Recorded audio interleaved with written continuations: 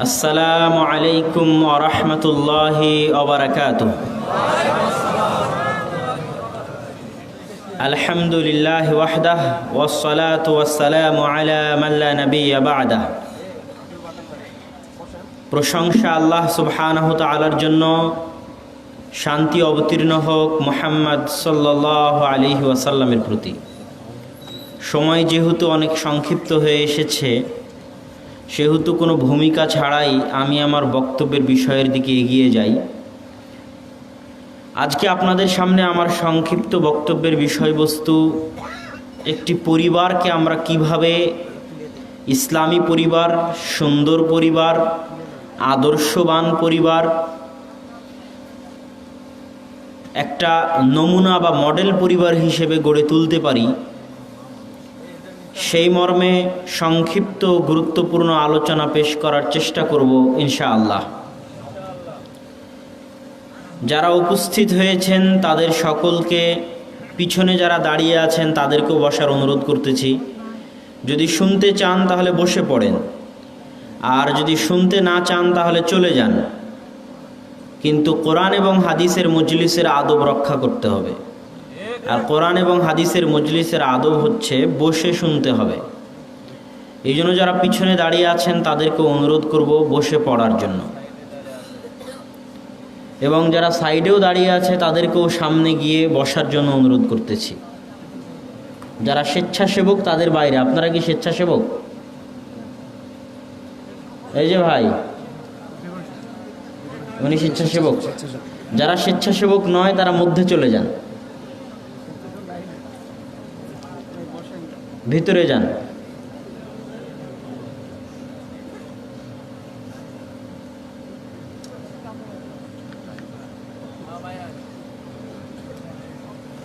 সর্বপ্রথম আমাদেরকে বুঝতে হবে পরিবারের গুরুত্ব।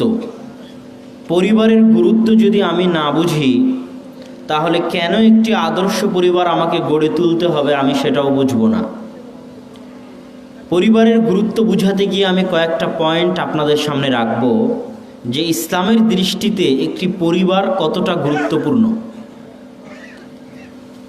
ইসলামের নিয়ম হচ্ছে, আজকে যদি কোনো স্বামী তার স্ত্রীকে তালাক দেয়, তাহলে পরের দিনেই সেই তালাকপ্রাপ্তা মেয়ে আরেকজন স্বামীর সাথে বিবাহ বন্ধনে আবদ্ধ হতে পারবে না, যতক্ষণ না সে ইদ্যত পালন করে।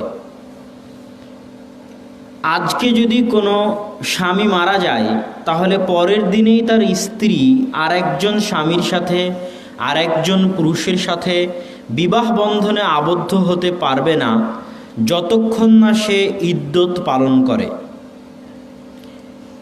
ইসলাম এই নিয়মটা কেন রেখেছে? ইসলাম এই নিয়মটা এই জন্যই রেখেছে যে যখন কোনো স্বামী তার স্ত্রীকে তালাক দিবে, বা যখন স্বামী মারা যাবে, স্ত্রী যদি তার পরের একজনের সাথে বিবাহ বন্ধনে আবদ্ধ হয়, তাহলে তার পেটে যে সন্তানটা আসবে, এই সন্তানটার পিতা কে হবে তা বোঝা যাবে না। এই জন্য তাকে 4 মাস 10 দিন অপেক্ষা করতে হবে যে তার পেটে প্রথম স্বামীর পক্ষ থেকে কোনো সন্তান আছে কিনা, এটা স্পষ্ট হওয়ার জন্য। কেননা যখন আর স্পষ্ট হওয়া যাবে না যে কে পিতা, তখন সন্তান তার পিতার পরিচয় হারিয়ে ফেলবে। আর যখন সন্তান পিতার পরিচয় হারিয়ে ফেলবে, তখন পরিবার হারিয়ে যাবে, পরিবার আর টিকবে না, পরিবার আর থাকবে না। ইসলামের দৃষ্টিতে পরিবার এতটাই গুরুত্বপূর্ণ যে আল্লাহ এবং তার রাসূল সাল্লাল্লাহু আলাইহি ওয়াসাল্লাম, কোনো স্বামী যদি তার স্ত্রীকে তালাক দিতে চায়, তাহলে এক বৈঠকে, এক মজলিসে, একই সময়ে, একই সাথে হাসি মজাকে বা রাগের মাথায় 3 তালাক দিয়ে স্ত্রীকে বিচ্ছিন্ন করে দিবে, এই সুযোগ ইসলামে নাই। কেননা পরিবার এতটা ঠুনকো, এতটা হালকা, এতটা ফেলে দেওয়ার বস্তু ইসলামের নিকটে নয় যে 1 মিনিটে সেই পরিবারকে ধ্বংস করে দেওয়া যাবে। ইসলাম বলেছে, তুমি যদি তোমার স্ত্রীকে তালাক দিতে চাও, তাহলে 3 মাস ভাবো, চিন্তা ভাবনা করো, প্রথম মাস চিন্তা ভাবনা করে এক তালাক দাও, আবার চিন্তা ভাবনা করো, পরের মাস চিন্তা ভাবনা করে দ্বিতীয় তালাক দাও, আবার চিন্তা ভাবনা করো, তারপরে তৃতীয় মাস চিন্তা ভাবনা করে তৃতীয় তালাক দাও। তুমি তোমার পরিবার শেষ করবা না রাখবা, এই সিদ্ধান্ত তোমাকে কমসে কম 3 মাসে নিতে হবে। কেননা পরিবার ইসলামের অনেক গুরুত্বপূর্ণ একটি বিষয়। 4 নাম্বার পয়েন্ট, ইসলামে মুসলমানের রক্ত হারাম, মুসলমানের ধন সম্পদ হারাম, মুসলমানের ইজ্জত মান সম্মান হারাম। তার মানে আমি কোনো মুসলিমের গায়ে হাত দিতে পাবো না, আমি কোনো মুসলিমের টাকা পয়সা চুরি ছিনতাই ডাকাতি করতে পারবো না, কেননা তার মাল ধন সম্পদ হারাম। আমি কোনো মুসলমানের গীবত অপবাদ তোহমত করতে পারবো না, কেননা তার মান সম্মান হারাম। কেমন হারাম? আল্লাহর রাসূল বলতেছেন, তোমরা আজকে আইয়ু শাহরিন হাদা, কোন মাসে তোমরা আছো? বিদায় হজ্জের ভাষণ। তো বলে আল্লাহ রাসূল এটা জিলহজ মাস। তো বলে আইয়ু ইয়াউমিন হাদা, এটা কোন দিন? তো আল্লাহ রাসূল এটা আরাফার দিন। তো বলে আইয়ু বালাদিন হাদা, এটা কোন শহর? তো বলে এটা আল্লাহ রাসূল মক্কা শহর।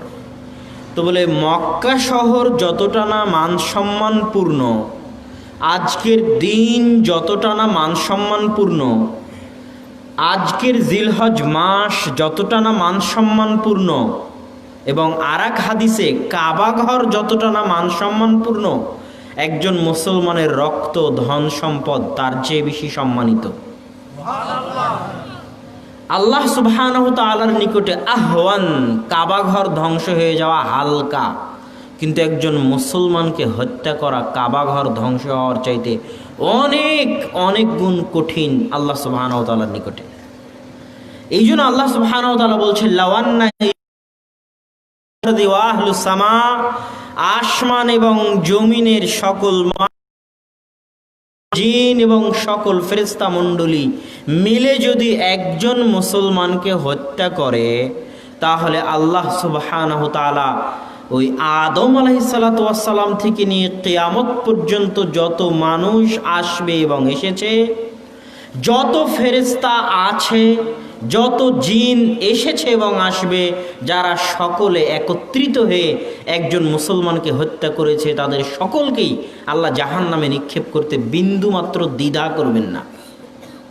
বুঝাতে পারিনি মনে হয়, কথা কি স্পষ্ট? এটা মুসলমান মুমিনের রক্তের দাম। আপনি রাস্তাঘাটে হরতাল মিছিল রাজনৈতিক দ্বন্দ্বের কারণে মানুষকে হত্যা করে দিবেন, এত সহজ নয়। সম্মানিত উপস্থিতি, তো ইসলামে যাদেরকে হত্যার বিধান দিয়েছে তাদের মধ্যে একজন হচ্ছে যে আর একজন মুসলমানকে হত্যা করবে, আর একজন হচ্ছে যে বিবাহিত অবস্থায় জেনা করবে, আর একজন হচ্ছে যে জামাত ত্যাগ করবে, ইসলামী খেলাফতের খলিফার আনুগত্য ত্যাগ করে বিদ্রোহ করবে। এখন এই যে যাদের বিরুদ্ধে ইসলাম হত্যার হুকুম দিল, তাদেরকে কিভাবে হত্যা করতে হবে? তাদেরকে আপনি এক তরবারির আঘাতে 1 সেকেন্ডে হত্যা করেন, কোনো সমস্যা নাই। একজন মুসলমান আর একজন মুসলমানকে হত্যা করেছে, কিসাস হিসেবে একটা তরবারির আঘাত দিয়ে তাকে হত্যা করেন, সমস্যা নাই। কিন্তু যে বিবাহিত অবস্থায় জেনা করেছে তাকে কিভাবে হত্যা করতে হবে? ইসলাম বলতেছে যে বিবাহিত অবস্থায় জেনা করেছে তাকে তরবারি দিয়ে হত্যা করবা, ফাঁসির কাষ্ঠে ঝুলিয়ে দিবা, গুলি করে হত্যা করবা, শুলির কাষ্ঠে ঝুলিয়ে দিবা? জি না। হাজার হাজার মানুষের সামনে খোলা মাঠে অর্ধ বুক পর্যন্ত পুঁতে দিয়ে মাটিতে চারিদিক থেকে হাজার হাজার মানুষ ইট পাথর ঢেল লোহা তার প্রতি নিক্ষেপ করবে। কোনো ইট গিয়ে তার মাথায় লাগবে, সে চিৎকার করবে বাপরে মারে করে। কোনো ইট গিয়ে তার হাতে লাগবে, সে বাপরে মারে করে চিৎকার করবে। কোনো ইটের আঘাতে মাথার ঘেলু বেরিয়ে যাবে, কোনো পাথরের আঘাতে চোখ নষ্ট হয়ে যাবে, দাঁত ভেঙে যাবে। এভাবে মারতে মারতে তার চিৎকার শুনতে শুনতে তাকে হত্যা করা হবে, এত নিষ্ঠুর ও নির্দয়ভাবে। কেন? বিবাহিত অবস্থায় জেনা করলে পরিবার ধ্বংস হয়ে যায়। কথা বুঝেননি? তাহলে পরিবারের গুরুত্ব ইসলামে কত বুঝতে পারছেন? পরিবারের গুরুত্ব ইসলামে কত সীমাহীন। আমি একটা বাক্যই বলতে চাই, পরিবার আছে তো ইসলাম আছে, পরিবার নাই তো ইসলাম নাই। পৃথিবী সৃষ্টির দিন থেকে নিয়ে আজ পর্যন্ত পৃথিবীকে আবাদ করেছেন পারিবারিক সম্পর্কের ভিত্তিতে। এই জন্য যে জাতি পরিবারকে ধ্বংস করতে চেয়েছে, আল্লাহ ওই জাতিকে নিষ্ঠুর ও নির্দয়ভাবে দুনিয়ার বুক থেকে ধ্বংস করে দিয়েছেন। যেমন লূত আলাইহিস সালাতু ওয়াস সালামের কওম, তারা যে শহরে বাস করত, আল্লাহ ওই শহরটাকে এইভাবে উল্টিয়ে দিয়েছেন এবং সেই শহরটা, উল্টে যাওয়া শহরটা এখন মৃত সাগর, জর্ডানের ডেড সি, মৃত সাগর। ওই শহরটা, যে শহরকে আল্লাহ উল্টিয়ে দিয়েছিলেন, এবং ওই শহরের পানি এতটা লবণাক্ত যে মানুষ ওই শহরের পানিতে, ওই নদীর, ওই সমুদ্রের পানিতে ডুবে না, এমনি ভেসে থাকে। আল্লাহর নিদর্শন। কেন আল্লাহ এত নির্দয় ও ধ্বংস করে দিলেন? তারা জেনায় লিপ্ত থাকতো, আর জেনার মাধ্যমে পরিবার ধ্বংস হয়ে যায়। জারদ সন্তান হয়, জারদ সন্তানের বাপ থাকে না, পরিবার ধ্বংস হয়ে যায়। আর পরিবার ধ্বংস হয়ে গেলে এই পৃথিবী আবাদ রাখার আল্লাহর কোনো মানে থাকে না। আল্লাহ সুবহানাহু ওয়া তাআলা পরিবারের মাধ্যমে পৃথিবীকে আবাদ রেখেছে যুগ যুগ ধরে। তো পরিবারই যদি ধ্বংস হয়ে যায় জেনার মাধ্যমে, তো আল্লাহর এই পৃথিবী রাখার কোনো আর অর্থ থাকে না। এই পৃথিবীও আল্লাহ ধ্বংস করে দিবেন যেই দিন পরিবার প্রথা ধ্বংস হয়ে যাবে। সেই দিন মাহদী আলাইহিস সালাতু ওয়াস সালাম এবং ঈসা আলাইহিস সালাতু ওয়াস সালামের পরে তারা যে 7 বছর পৃথিবীতে শাসন করবেন, তারপরে যখন পৃথিবীর মানুষ খোলা মাঠে কুকুরের মতো জেনায় লিপ্ত হবে, শিয়ালের মতো জেনায় লিপ্ত হবে, গাধা গাধি, গরু বকরি, ছাগল মুরগি হাঁস তাদের মতো জেনায় লিপ্ত হবে, তখন আর পরিবার প্রথা বাকি থাকবে না। তখন আল্লাহর পৃথিবীকেও বাকি রাখার প্রয়োজন হবে না। তখন আল্লাহ পৃথিবীকে ধ্বংস করে দিবেন। তখন কিয়ামত কায়েম হয়ে যাবে। তথা পৃথিবীও ততদিন থাকবে যতদিন পরিবার প্রথা থাকবে। তো পরিবার আছে তো ইসলাম আছে, পরিবার নাই তো ইসলাম নাই। এই জন্য একটি আদর্শ পরিবার, একটি ইসলামী পরিবার ইসলামের সবচেয়ে বড় দাবি। আল জিল আস-সালেহ, পরবর্তী প্রজন্ম। আজকে যে ছোট ছোট বাচ্চাগুলো আছে, এই বৈঠকেও, এই সম্মেলনেও আছে, এরা আজ থেকে 20 বছর পর বাংলাদেশ আবাদ করবে, এরা আজ থেকে 20 বছর পর পৃথিবী আবাদ করবে। এই সন্তানগুলোকে যদি সৎ করে গড়ে তোলা না যায়, এই সন্তানগুলোকে যদি আদর্শবান করে গড়ে তোলা না যায়, চরিত্রবান করে গড়ে তোলা না যায়, তাহলে এই পৃথিবী আর বসবাসের যোগ্য থাকবে না। এই জন্য ইসলামের সবচেয়ে বড় মাকসাদ হচ্ছে সৎ প্রজন্ম গড়ে তোলা, সৎ সন্তান গড়ে তোলা। এই সৎ সন্তান, এই সৎ প্রজন্ম আমরা কিভাবে পাবো? আমরা কিভাবে একটি আদর্শ পরিবার গড়ে তুলব? এই আদর্শ পরিবার গড়ে তোলার শুরুটা হয় বিবাহের মাধ্যমে। এই বৈবাহিক সম্পর্ক যদি প্রেমের মাধ্যমে হয়, হারাম সম্পর্কের মাধ্যমে হয়, তাহলে প্রথম দিন থেকেই ওই পরিবার আল্লাহ সুবহানাহু ওয়া তাআলার বরকত বঞ্চিত থাকে, আল্লাহ সুবহানাহু ওয়া তাআলার রহমত বঞ্চিত থাকে। রাসূল সাল্লাল্লাহু আলাইহি ওয়াসাল্লাম বলেছেন, তুনকাহুল মারআতু লিআরবাইন, তোমরা বিবাহ করো 4টি জিনিস দেখে, করে থাকো। আমি জানি তোমরা করো এই কাজ, যে তোমরা 4টি জিনিস দেখে বিবাহ করো। 1, লিজামালিহা, তোমরা বিবাহ করার সময় মেয়ের সৌন্দর্য দেখো। 2, লিহাসবিহা, তোমরা বিবাহ করার সময় মেয়ের বংশমর্যাদা দেখো। 3, লিমালিহা, তোমরা বিবাহ করার সময় মেয়ের বাপের টাকা পয়সা আছে কিনা, ডিমান্ড দিতে পারবে কিনা, মোটর সাইকেল, সোফা, ফ্রিজ কিনে দিতে পারবে কিনা, সেটা তোমরা দেখো। তবে জেনে রাখো, আমি মুহাম্মদ সাল্লাল্লাহু আলাইহি ওয়াসাল্লাম তোমাদেরকে বলে যাচ্ছি, ফাজফার বিদাতিদ্দিন, যদি সৌন্দর্য নাও পাও, যদি টাকা পয়সা নাও পাও, যদি বংশ নাও পাও,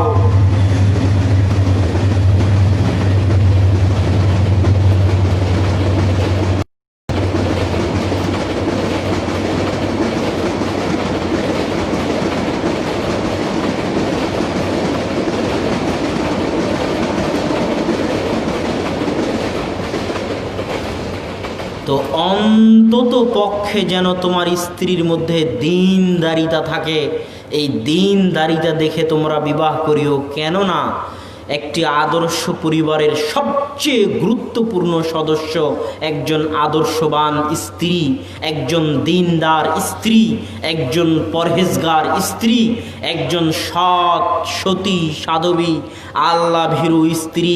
এই আল্লাহ ভীরু স্ত্রী, দীনদার স্ত্রীর মূল্য আল্লাহ এবং আল্লাহ রাসূলের নিকটে অপরিসীম ও সীমাহীন।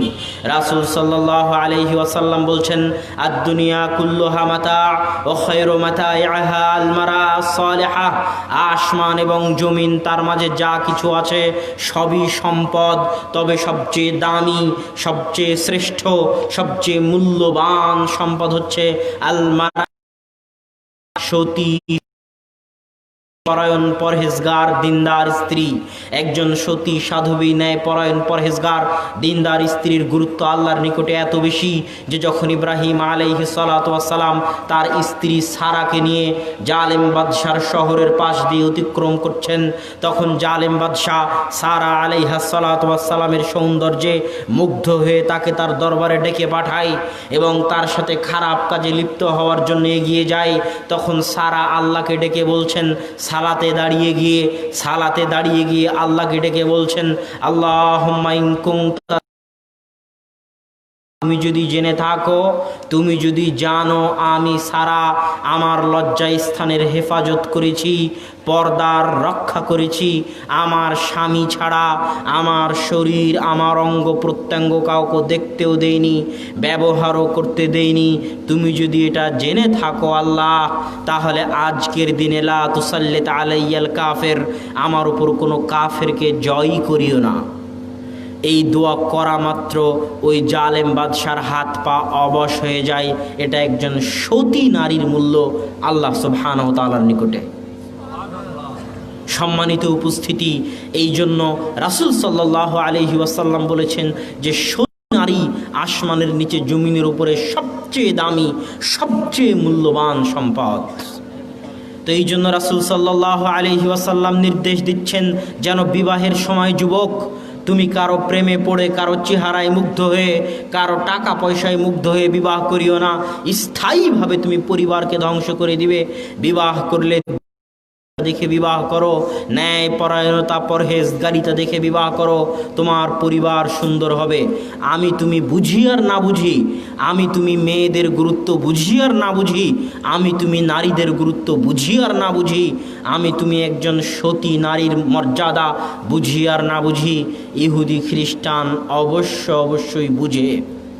তারা জানে যে মুসলমান জাতির মেয়েদেরকে যদি নষ্ট করে দেওয়া যায়, মুসলমানের মেয়েদেরকে যদি ধ্বংস করে দেওয়া যায়, মুসলমানের মেয়েদেরকে যদি রাস্তায় বের করে আনা যায়, মুসলমানের মেয়েদেরকে যদি বেপর্দা হয়ে চাল চালাতে পারা যায়, মুসলমানের যদি গার্মেন্টস কাজকর্ম, অফিস আদালত সব জায়গায় বেহায়াপনা বেলেল্লাপনা ছড়িয়ে দেওয়া যায়, তাহলে এই সমস্ত নারীর পেট থেকে সালাহুদ্দিন আইয়ুবীর জন্ম হবে না। এই সমস্ত মাদের পেট থেকে ওমর ইবনুল খাত্তাব, তারেক বিন জিয়াদ, মোহাম্মদ বিন কাসেমের জন্ম হবে না। বরং এরা জাতিকে কুলাঙ্গার সন্তানি উপহার দিয়ে যাবে যদি তারা নিজেরা কুলাঙ্গার হয়ে থাকে। এটা ইহুদি খ্রিস্টানরা জানে, আমি আপনি জানি আর না জানি। এই জন্য তাদের যত প্রজেক্ট আছে সব প্রজেক্টের অধিকাংশ অর্থ তারা মুসলমান মেয়েদের ঘর থেকে বের করার জন্য কাজে লাগায়। কিভাবে তাদেরকে ঘর থেকে বের করা যাবে? তুমি যদি ঘরে থাকো তাহলে হাউস ওয়াইফ, থাকো তাহলে গৃহিণী, তুমি যদি ঘরে থাকো তাহলে অবরোধবাসিনী। বাইরে আসো, চাকরি করো, টাকা পয়সা ইনকাম করো, বাইরের দুনিয়া দেখো, বেকার হয়ে কেন বসে থাকবে? অথচ ওই মা, ওই বোন জানে না যে আল্লাহ সুবহানাহু ওয়া তাআলা তাকে আসমানের নিচে জমিনের উপর সবচেয়ে বড় চাকরি, সবচেয়ে দামি চাকরি, গুরুত্বপূর্ণ চাকরি, সবচেয়ে কঠিন চাকরি দিয়েছেন। আর সেই কঠিন চাকরিটা হচ্ছে একটা ছোট্ট সন্তানকে গড়ে তোলা। এর চেয়ে কঠিন কাজ পৃথিবীতে নাই। পিতা হতে পারলেই, জন্ম দিতে পারলেই পিতা হওয়া যায় না, আর জন্ম দিতে পারলেই মা হওয়া যায় না। এটা মাথায় রাখতে হবে, মনে রাখতে হবে। পিতা হওয়া, সন্তান লালন পালন করা, সন্তানকে কন্ট্রোলে রাখা এবং সন্তানকে আদর্শবান করে গড়ে তোলা, সৎ করে গড়ে তোলা পৃথিবীর কঠিন কাজগুলোর একটি। পারমাণবিক বম বানানো অত কঠিন নয়, মঙ্গল গ্রহে যাওয়াও অত কঠিন নয়, আর চাঁদে যাওয়াও অত কঠিন নয় যত কঠিন একটা ছোট্ট শিশুকে সৎ মানুষ রূপে গড়ে তোলা যত কঠিন। কিভাবে গড়ে তুলবেন সেটাই আজকের বক্তব্যের বিষয়বস্তু। মা এবং বোনদের উদ্দেশ্যে এবং উপস্থিত পিতা, অভিভাবক ও যুবকদের উদ্দেশ্যে যে একটি আদর্শ এবং সৎ পরিবার, একটি ইসলামী পরিবার কিভাবে গড়ে তোলা যায়, তার প্রথম ধাপ হচ্ছে দিনদার মেয়ে বিবাহ করতে হবে। প্রেমের সম্পর্কের মাধ্যমে বিবাহ হওয়া হবে না, সেই বিবাহে আল্লাহর বরকত থাকে না। যে বিবাহ আল্লাহর নাফরমানির মাধ্যমে সংঘটিত হয়, ওই বিবাহে আল্লাহর বরকত থাকে না। যেই বিবাহ আল্লাহ রাসূলের সুন্নাতকে পদদলিত করার মাধ্যমে সংঘটিত হয়। এই জন্য দ্বিতীয় পর্যায়ে দিনদার স্ত্রী চয়ন করার পরের পর্যায়ে গাবতলী, বগুড়া থেকে শুরু করে বাংলাদেশে প্রচলিত বিবাহের যত অনুষ্ঠান আছে, যত কৃষ্টি কালচার আছে, যত অপসংস্কৃতি আছে, যত রসম রেওয়াজ আছে, এই সমস্ত ইসলাম বিরোধী সকল রসম রেওয়াজকে উপেক্ষা করে পা দিয়ে পিষে দিয়ে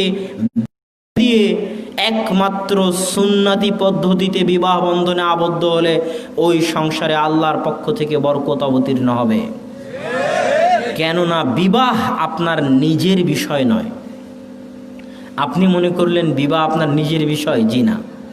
বিবাহ হচ্ছে সুন্নাত। বিবাহ কি? আল্লাহর রাসূলের সুন্নাত। এই জন্য বিবাহ যদি করতে চান তাহলে আল্লাহর রাসূলের পদ্ধতিতেই করতে হবে।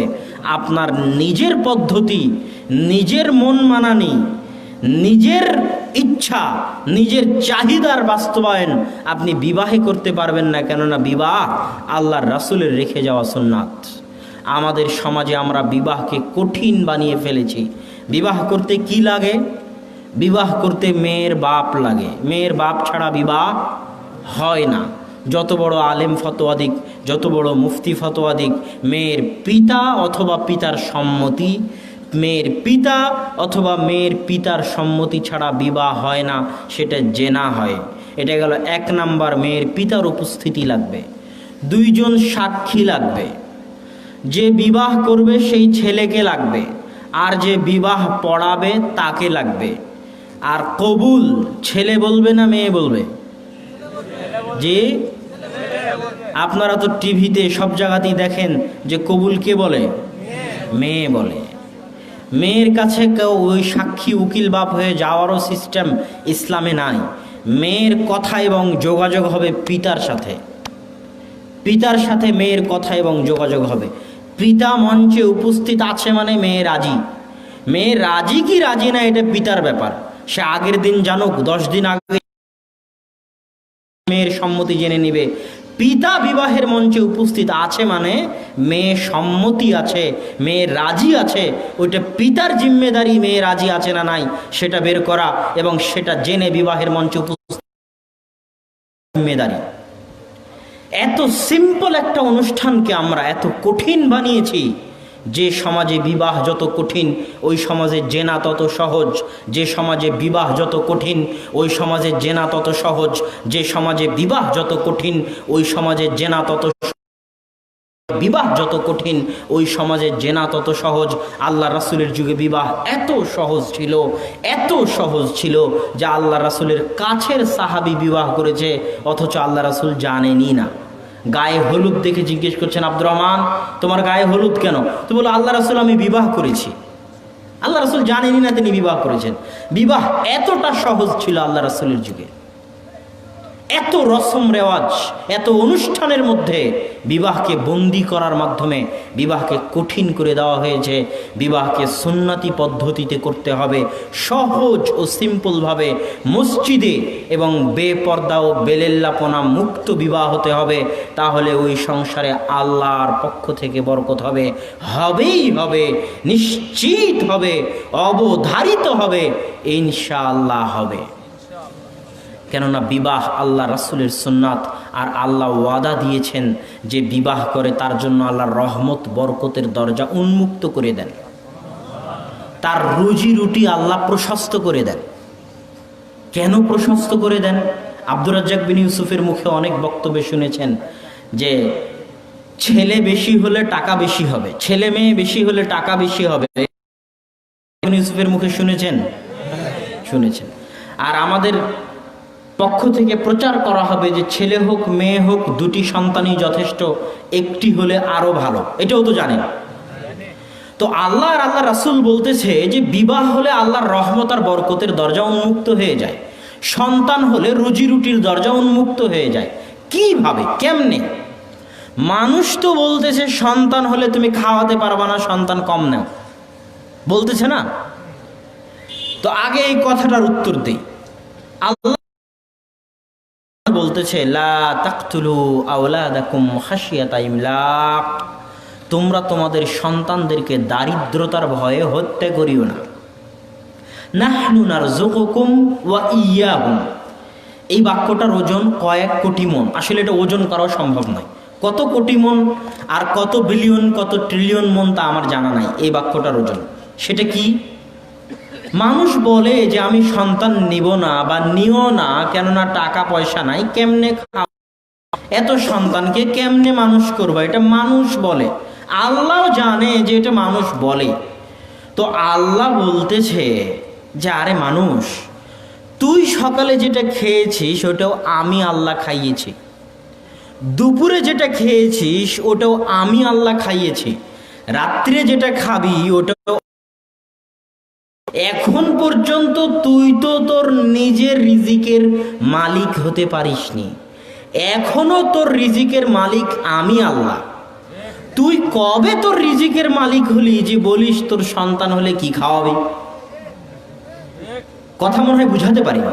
আল্লাহ বলছেন নাহনু নারযুকুকুম ওয়া ইয়্যাহুম, আরে মানুষ তোকেও খাওয়ায় আমি, তোর সন্তানকেও খাওয়াবো আমি।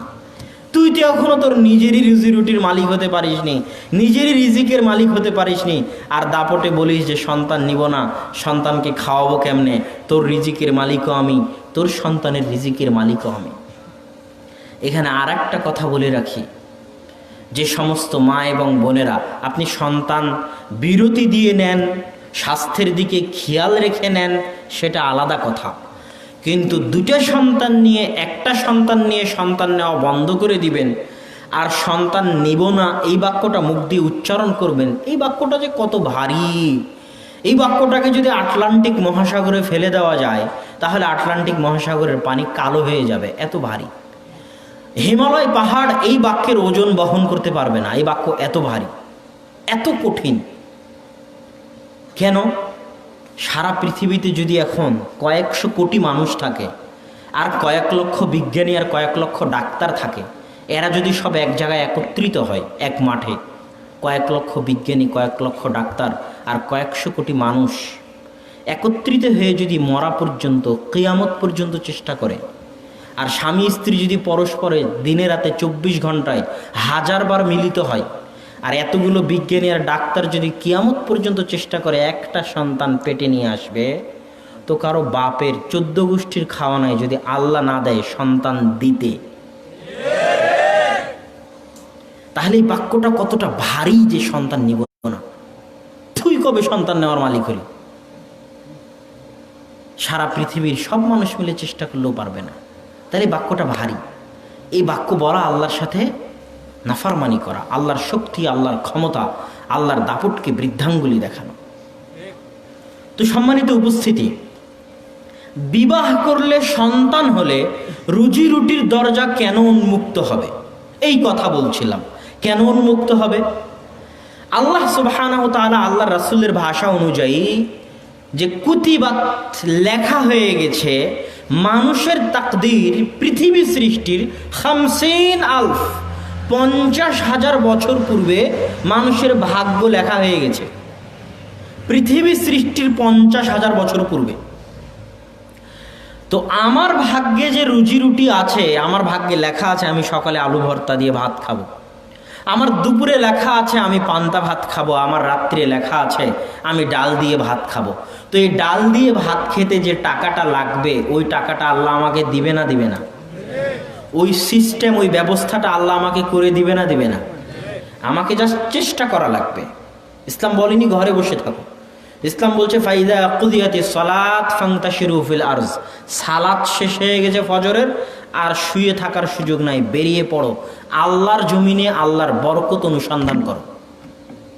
এখানে আর একটা সূক্ষ্ম জিনিস বলে যায়, আপনি ভ্যানওয়ালা হন, রিক্সাওয়ালা হন, ব্যবসায়িক হন, দোকানদার হন, যারাই মাঠে উপস্থিত আছেন, ভ্যানওয়ালা হন, রিক্সাওয়ালা হন, দোকানদার হন, ব্যবসায়ী হন, শিক্ষক হন, কর্মকর্তা হন, কর্মচারী হন, আল্লাহর এই আয়াত থেকে আপনাকে একটা সূক্ষ্ম জিনিস আজকে বলে যাই। আল্লাহ বলছেন ফাইদা কুদিয়াতিস সালাত, যখন হয়ে যায় ফান্তাশিরু ফিল আরজ, তোমরা আল্লাহর জমিনে ছড়িয়ে পড়ো, ওয়াবতাগু মিন ফাজলিল্লাহ, আর আল্লাহর রহমত, বরকত, দয়া অনুসন্ধান করো। আয়াতটা কি বুঝলেন? এবার ব্যাখ্যাটা বলি। আপনি ভ্যানওয়ালা বসে আছেন, ভ্যান নিয়ে পায়ের উপর পা দিয়ে, আমি গিয়ে আপনাকে বললাম চলেন গাবতলী বাজারে যাই, তার মানে আমি আল্লাহর দয়া আপনার কাছে এসেছি। বুঝাতে পারিনি? আমি মনে হয় বুঝাতে পারলাম না। আমি যে 10টা টাকা দিয়ে আপনার মাধ্যমে গাবতলী বাজারে যাব, এটা কার দয়া? আল্লাহর দয়া। আল্লাহ বলেছে জমিনে ছড়িয়ে পড়ো, আমার রিজিক অনুসন্ধান করো, কেননা আমার রিজিক হচ্ছে আমার দয়া। তো আল্লাহ আমাকে পাঠিয়েছে আপনার নিকটে আপনার রিজিকের ব্যবস্থা করার জন্য, যেন আমি আপনার মাধ্যমে গাবতলী বাজারে যাই আর আপনাকে 10টা টাকা দিই। এবার আপনি যদি বলেন যে যাব না, তাহলে আপনি আল্লাহর একটা দয়াকে কি করলেন? দূরে সরিয়ে দিলেন। বুঝাতে পারিনি? আপনার দোকানে একজন দোকানদার এসেছে, হয়তো 10টায় আপনি দোকান বন্ধ করেন, তো ঠিক 10টার সময় যখন পাল্লা লাগাচ্ছেন তখন এসেছে কিছু কিনতে, ওটা আল্লাহর দয়া। আল্লাহর দয়াকে অবহেলা করিয়েন না।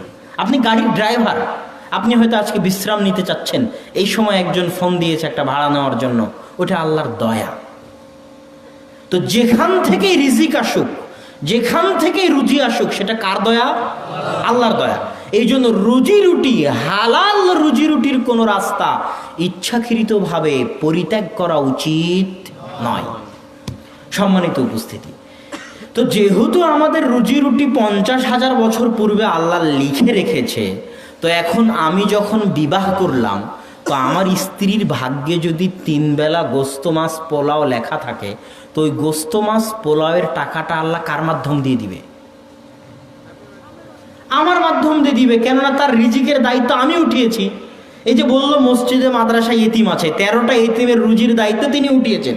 তো 13টা এতিমের ভাগ্যে যা খাবার লেখা আছে, ওই খাবারটা আল্লাহ তার হাত দিয়েই দিবে। এটা আল্লাহর পৃথিবী পরিচালনায় আল্লাহর নীতি।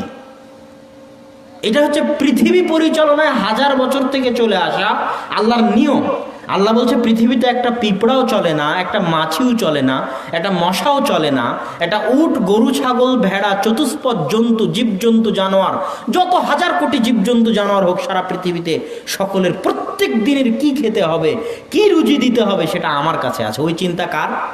চিন্তা আল্লাহ। ওমর রাদিয়াল্লাহু তাআলা আনহু বলছেন, লাউ তাওয়াক্কালতুম আলাল্লাহি হাক্কা তাওয়াক্কুলি, তোমরা যদি আল্লাহর উপর সত্যিকার ভরসা করতে পারো, লারাযাকতুমুল্লাহ, আল্লাহ তোমাদেরকে রিজিক দিবেন, কামা ইয়ারযুকুত তায়র, যেমন আল্লাহ পাখিকে রিজিক দেন। পৃথিবী সৃষ্টির প্রথম দিন থেকে নিয়ে আজ পর্যন্ত, আজকেও পৃথিবীর 1000 লক্ষ কোটি পাখি তাদের ঘর থেকে তাগদু খেমাসা, খালি পেটে বের হয়েছে, ওয়াতারুহু বিতানা, আর আজকে তাদের ঘরে ফিরে এসেছে ভরা পেটে। তো প্রত্যেক দিন তাদের রুজির ব্যবস্থা কে করতেছে? আল্লাহ করতেছে। এবার যখন আপনার একটা সন্তান হবে, ওই সন্তানকে যতদিন আপনি বিবাহ দিয়ে আলাদা না করে দিয়েছেন, ততদিন ওই সন্তানের যা যা প্রয়োজন সেই টাকাটা আল্লাহ কার মাধ্যম দিয়ে দিবে? আপনার মাধ্যম দিয়ে দিবে। একটা হাদিস শোনেন, এই হাদিসটা বলে এই অংশের আলোচনা শেষ করে দিই। সেটা হচ্ছে রাসূল সাল্লাল্লাহু আলাইহি ওয়াসাল্লামের দরবারে একটা ছেলে আহলে সুফফা মসজিদে নববীতে বসে কোরআন এবং হাদিস পড়ে। তার ভাই আল্লাহর রাসূলের কাছে এসে অভিযোগ করেছে, ইশতাকা, অভিযোগ করেছে কি? আল্লাহ রাসূল, ইন্নালি আমার একটা ভাই আছে, আপনার মসজিদে নববীতে সারাদিন বসে পড়াশোনা করে, আর আমি মুহতারিফ, পেশাজীবী মানুষ, আমাকে খেটে খেতে হয়, আমার ভাই তো আমার কাছে সহযোগিতা করে না, পাল্টা আমাকে আমার ভাইয়ের খাবার, খাদ্যদ্রব্য, রুজি রুটির ব্যয়ভার বহন করতে হয়। আল্লাহ রাসূল, আপনি একটু আমার ভাইকে বলেন না আমার ভাই যেন আমার কাজে সহযোগিতা করে। তখন আল্লাহ রাসূল বলতেছেন, লাআল্লাকা তুরযাকু বিহি। শুনে রাখো হে সাহাবী, এখন তুমি যে রুজি রুটি টাকা পয়সা উপার্জন করতেছ, এই রুজি রুটি টাকা পয়সা তুমি এই জন্যই উপার্জন করতেছ যে তুমি তোমার একটা ভাই যে মাদ্রাসায় পড়ে তার রিজিক বহন করো। ওই রিজিকের ব্যয়ভার বহন করার বদৌলতে আল্লাহ তোমার রুজি রুটিতে বরকত দেয়। তুমি যদি এটা বন্ধ করে দাও তাহলে এখন যা ইনকাম করতেছ এটাতেও তুমি বরকত হারিয়ে ফেলবে, বেশি হওয়া তো বহু দূরের কথা। এই হাদিস স্পষ্ট প্রমাণ করে যে আপনার সন্তান যত বেশি হবে, যতজনের দায়িত্ব আপনি গ্রহণ করবেন, আল্লাহ আপনার তত রুজি রুটিতে ততটা প্রশস্ততা দিবে। আর বিবাহ করলে কেন আরো রহমতের দরজা উন্মুক্ত হয়? রাসূল সাল্লাল্লাহু আলাইহি ওয়াসাল্লাম বলছেন, ওমা আনফাকার রাজুলু আলা নাফসিহি আও আহলিহি ওয়া ওয়ালাদিহি ওয়া খাদিমিহি ফাহুয়া লাহু।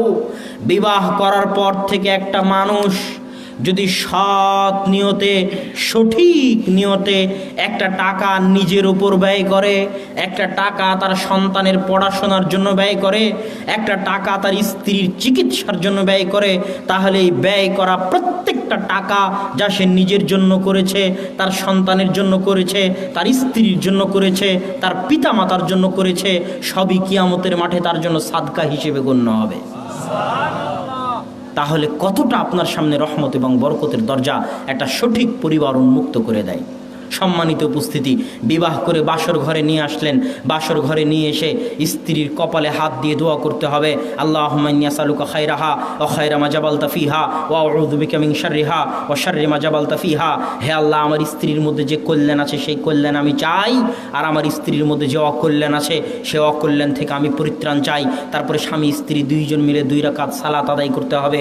2 রাকাত সালাত আদায় করে আল্লাহর নিকটে এই পরিবারের জন্য রহমত, বরকত এবং শান্তির দোয়া আল্লাহর নিকটে চাইতে হবে। কেননা আল্লাহ রহমত বরকত না দিলে রহমত বরকত সম্ভব নয়, কোনো দিনই সম্ভব নয়।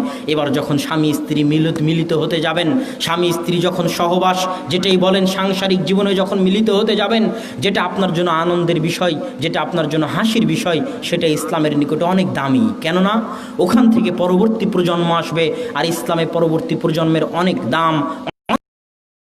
ইসলাম ওখানেও দোয়া শিখিয়ে দিয়েছে, ইসলাম ওখানেও দোয়া শিখিয়ে দিয়েছে, বিসমিল্লাহ আল্লাহুম্মা জান্নিবনা শাইতান ওয়া জান্নিবিশ শাইতানা মা রাযাকতানা। হে আল্লাহ, আজকে আমরা যে সাংসারিক জীবনে লিপ্ত হচ্ছি, এই সাংসারিক জীবন থেকে যদি কোনো সন্তান আসে তাহলে তুমি সেই থেকে দূরে রাখিও। কত সুন্দর ইসলামের পরিকল্পনা শুধু একটা সন্তানকে নিয়ে। কেননা ওই সন্তান ইসলামের নিকটে সবচেয়ে দামি, আপনার নিকটে দামি হোক আর না হোক। এই দোয়া পড়ে যখন আপনি আপনার স্ত্রীর সাথে সংসার জীবনে লিপ্ত হবেন, তখন ওটার মাধ্যমে যে সন্তান আসবে সেই সন্তানের মধ্যে বরকত, রহমত থাকবে, ওই সন্তান সুসন্তান হিসেবে গড়ে উঠবে। আর এই নিয়মগুলো যদি আপনি রক্ষা না করেন তাহলে না। সন্তান যখন মায়ের পেটে আসলো, এই 9 মাস 10 দিন অনেক গুরুত্বপূর্ণ। এই 9 মাস 10 দিন মায়ের হায়েজ, মায়ের ঋতু বন্ধ থাকে। কেননা মায়ের রক্ত থেকে সন্তান খাদ্য গ্রহণ করে, যেটা জন্মের পর নাভি কেটে ফেলা হয়, নাড়ি কেটে ফেলা হয়, ওটার মাধ্যমে সন্তান মায়ের রক্ত থেকে খাবার গ্রহণ করে, মায়ের রক্ত থেকে খাদ্য গ্রহণ করে। এই 9 মাস 10 দিন যদি মা টিভি সিরিয়ালের সামনে বসে থাকে, এই 9 মাস 10 দিন যদি মা সালাত আদায় না করে, এই 9 মাস 10 দিন যদি মা কোরআন তেলাওয়াত থেকে দূরে থাকে, এই 9 মাস 10 দিন যদি মা বউয়ের সাথে, শাশুড়ির সাথে ঝগড়ায় লিপ্ত থাকে, এই 9 মাস 10 দিন যদি মা পরকীয়ায় লিপ্ত থাকে, তাহলে প্রত্যেকটা কুকর্মের প্রভাব তার পেটে থাকা নিষ্পাপ সন্তানের উপর পড়বে, এবং ওই নিষ্পাপ সন্তানও ভবিষ্যতে কুসন্তান হিসেবে গড়ে উঠবে। আদর্শ সন্তান হিসেবে গড়ে ওঠার সম্ভাবনা তখন অনেক অনেক কম থাকবে। এই জন্য 9 মাস 10 দিন মাকে সচেতন, সজাগ, আদর্শবান, পরহেজগার, তাকওয়াবান, কোরআন তেলাওয়াতকারিনী, সালাত আদায়কারিনী, সিয়াম পালনকারিনী এবং আল্লাহ ভীরু অবস্থায় কাটাতে হবে। নিজের জন্য না হলেও সন্তানের জন্য, ভবিষ্যৎ প্রজন্মের জন্য আদর্শ সন্তান পাওয়ার আশায়। সন্তান যখন দুনিয়াতে ভূমিষ্ঠ হবে, সন্তান দুনিয়াতে ভূমিষ্ঠ হওয়ার পর প্রথম কাজ হচ্ছে সন্তানের কানে আজান দিতে হবে। রাসূল সাল্লাল্লাহু আলাইহি ওয়াসাল্লাম আযানা ফি উযুনিল হাসান হিনা ওয়ালাদাতহু ফাতেমা, যখন ফাতেমা হাসান রাদিয়াল্লাহু তাআলা আনহুকে জন্ম দিলেন তখন আল্লাহ রাসূল তার কানে আজান দিয়েছিলেন। কেননা দুনিয়াতে আসার পর সর্বপ্রথম যে আওয়াজটা ইসলাম তাকে শোনাতে চায় সেটা ইসলামের কালেমায়ে শাহাদাতের আওয়াজ, আল্লাহর কালেমা তাইয়্যিবার আওয়াজ, আল্লাহর মহত্বের আওয়াজ, আল্লাহর বড়ত্বের আওয়াজ। দুনিয়াতে আসার পর প্রথম যে আওয়াজটা সে শুনবে সেটা যেন আল্লাহর বড়ত্ব, আল্লাহর মহত্ব, কালেমায়ে শাহাদা, কালেমা তাইয়্যিবার আওয়াজ হয়, যাতে এটার প্রভাব তার উপরে মরা পর্যন্ত থাকে। এটা ইসলামের পরিকল্পনা। একটা ছোট্ট সন্তানকে নিয়ে দীর্ঘমেয়াদী ইসলামের পরিকল্পনা, একটা ছোট্ট সন্তানকে নিয়ে। এবার যখন এই সন্তানকে কানে আজান দিয়ে দিলেন তখন দ্বিতীয় কাজ কি? আবু মুসা আশআরী রাদিয়াল্লাহু তাআলা আনহু থেকে বর্ণিত, তিনি বলেন, ইদা ওয়ালিদালি ওয়ালাদুন, যখন আমার সন্তান জন্ম হলো, আতাইতু বিহিন নবী সাল্লাল্লাহু আলাইহি ওয়াসাল্লাম, আমি আমার সন্তানকে নিয়ে আল্লাহ রাসূলের দরবারে আসলাম। ফাদাআ লাহু বিল বারাকাহ, আল্লাহ রাসূল আমার সন্তানের জন্য বরকতের দোয়া করে দিলেন। ওয়া সাম্মা লাহু ইব্রাহিম, আল্লাহ রাসূল আমার সন্তানের নাম রাখলেন ইব্রাহিম। ওয়া হান্নাকা লাহু বিতামারাতিন, আল্লাহ রাসূল একটা খেজুর নিয়ে তার মুখের মধ্যে দিয়ে খেজুরটা চাবালেন, চাবিয়ে নরম করে আল্লাহ রাসূলের পবিত্র মুখের লালা মিশ্রিত ওই নরম হওয়া খেজুরটা ওই ছোট্ট বাচ্চা, আমি যে বাচ্চাকে নিয়ে গেছিলাম, আবু মুসা আশআরী বলতেছেন, তার মুখের মধ্যে দিয়ে দিলেন। এটাকে বলা হয় তাহনিক। সন্তান পৃথিবীতে আসার পরে প্রথম যে আওয়াজটা শুনলো সেটা ইসলামের আওয়াজ।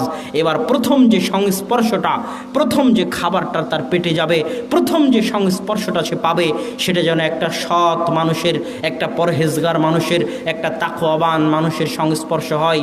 এই জন্য সন্তান হওয়ার পর আপনার জানা মতে সমাজে, গ্রামে যে পরহেজগার মানুষ, তাকওয়াবান মানুষ, আল্লাহ ভীরু মানুষ, তার নিকটে নিয়ে গিয়ে সন্তানের তাহনিক করাবেন, যেন তার সংস্পর্শের প্রভাবে সন্তান যেন ভালো হয়, এই আশা যেন করতে পারেন, এই ধারণা যেন রাখতে পারেন, এই দোয়া যেন করতে পারেন। এটা হলো সন্তান হওয়ার পর দ্বিতীয় কাজ। এবার সন্তান হওয়ার পর সপ্তম দিনে তিনটা কাজ। একটা ছোট্ট সন্তানকে নিয়ে ইসলামের কত দীর্ঘমেয়াদী পরিকল্পনা, একটি পরিবারকে নিয়ে ইসলামের কত সুদীর্ঘ পরিকল্পনা ভাষায় প্রকাশ করতে ব্যর্থ। সপ্তম দিনে তিনটা কাজ। রাসূল সাল্লাল্লাহু আলাইহি ওয়াসাল্লাম বলছেন, আল গোলাম মুরতাহানুম বিআকিকাতিহি, সন্তান তার আকিকার সাথে বন্ধক থাকে, সন্তান তার আকিকার সাথে বন্ধক থাকে। আমি আপনাকে বললাম 10,000 টাকা দেন, এই মোবাইলটা বন্ধক রাখেন। এবার ওই মোবাইলটা বন্ধক থেকে খুলতে গেলে, বন্ধক থেকে মুক্ত করতে গেলে আমাকে 10,000 টাকা দিতে হবে। সন্তান দুনিয়াতে এসেছে কিন্তু এখনো বন্ধক আছে। এই সন্তান বন্ধক থেকে মুক্ত করতে গেলে আল্লাহ রাসূলের হাদিস, আল্লাহ রাসূল বন্ধক শব্দই ব্যবহার করেছেন। সন্তানকে বন্ধক থেকে মুক্ত করতে গেলে রক্ত প্রবাহিত আল্লাহর নামে। যদি ছেলে সন্তান হয় 2টি রক্ত, যদি মেয়ে সন্তান হয় তো 1টি রক্ত।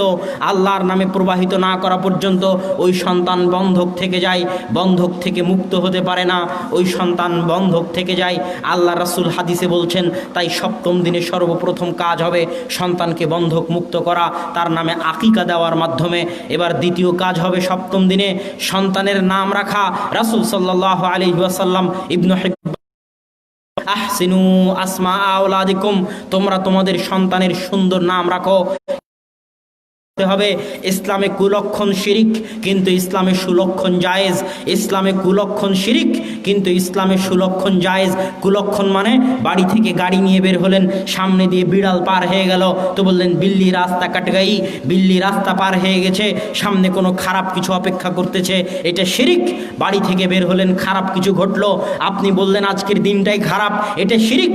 হুতুম পেঁচা ডাকলো, আপনি বললেন কোনো বিপদ আসতে পারে, এটা শিরিক। কেননা ইসলামে কুলক্ষণ নাই কিন্তু ইসলামে সুলক্ষণ আছে। সুলক্ষণ গ্রহণ করা যায়, জায়েজ, সুলক্ষণ গ্রহণ করা ভালো। আব্দুল মুত্তালিব যখন তার পোতা হলো তখন আব্দুল মুত্তালিব বলল, আমি আমার সন্তানের নাম রাখবো, আমার পৌত্রের নাম রাখবো মুহাম্মদ। কেননা মুহাম্মদ শব্দের অর্থ হচ্ছে প্রশংসিত।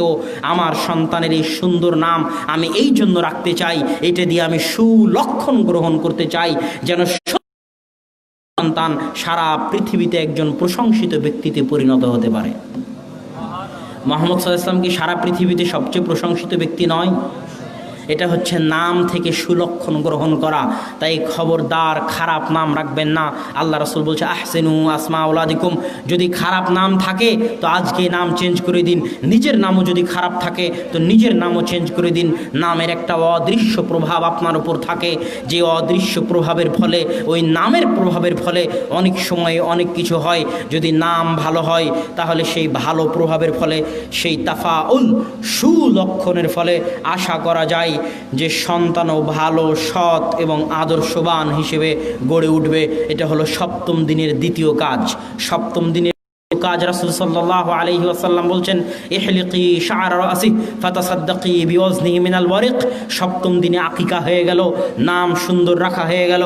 এবার সপ্তম দিনের তৃতীয় কাজ হচ্ছে ওই ছোট্ট বাচ্চার মাথায় এই 7 দিনে যতটুকু চুল গজিয়েছে বেলেট দিয়ে, ওই 7 দিনের চুলটুকু কেটে দাড়ি পাল্লায় গ্রামের ওজনে যতটুকুই হোক না কেন মেপে অত সমপরিমাণ স্বর্ণ, অত সমপরিমাণ রৌপ্য আল্লাহর রাস্তায় ফি সাবিলিল্লাহ সাদকা করে দেওয়া, দান করে দেওয়া। এটা হচ্ছে সপ্তম দিনের তৃতীয় কাজ। এখানে একটা কথা মনে রাখবেন, দান করলে দুনিয়াবি এবং আসমানি বিপদ থেকে বেঁচে যাবেন। দান করলে দুনিয়াবি এবং আসমানি বিপদ থেকে বেঁচে যাবেন। যদি আপনি দান না করেন, যদি আপনি দান না করেন, যদি আপনি দান না করেন, তাহলে আল্লাহ বলছেন আমি কৃপণের সম্পদ বাই দ্য ওয়ে বের করে নেই। সিস্টেমে আমি কৃপণের সম্পদ বের করে নেই। যে দান করে না, যে দান করে না, আল্লাহ তার টাকা বের করবেই করবে।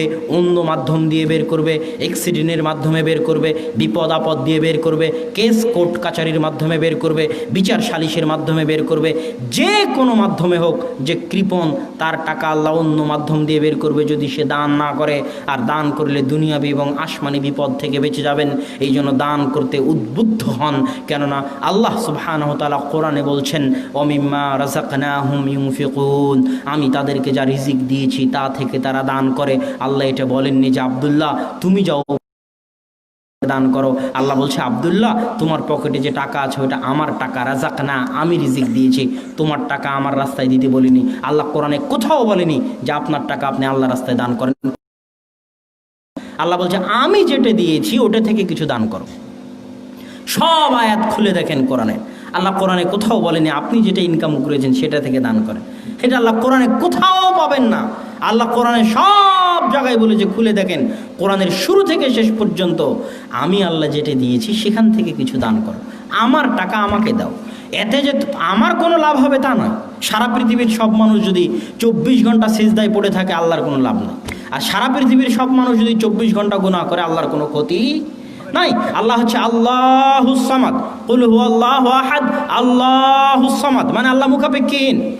আপনার ঠেকা পড়েছে দান করার মাধ্যমে আল্লাহর কাছ থেকে কিছু উপকার নেওয়ার, আপনার প্রয়োজন আছে, আপনি মুখাপেক্ষী, আপনি বাঁচতে চাইলে আপনি দান করেন, আল্লাহর কোনো প্রয়োজন নাই। কিন্তু টাকাটা আল্লাহরই, টাকাটা আপনার নয়। আল্লাহর দেওয়া টাকা আল্লাহকে দিবেন, উপকার আপনার, আল্লাহর কোনো উপকার নাই, আল্লাহর কোনো ক্ষতিও নাই। তো সম্মানিত উপস্থিতি, এই সপ্তম দিনে এই তিনটে কাজ, আকিকা, সুন্দর নাম রাখা এবং স্বর্ণ রৌপ্য চুল সমপরিমাণ আল্লাহর রাস্তায় দান করা, এই 3টে কাজ হওয়ার পর এবার এই সন্তানকে নিয়ে আপনার দিনকাল যাবে 2.5 থেকে 3 বছর।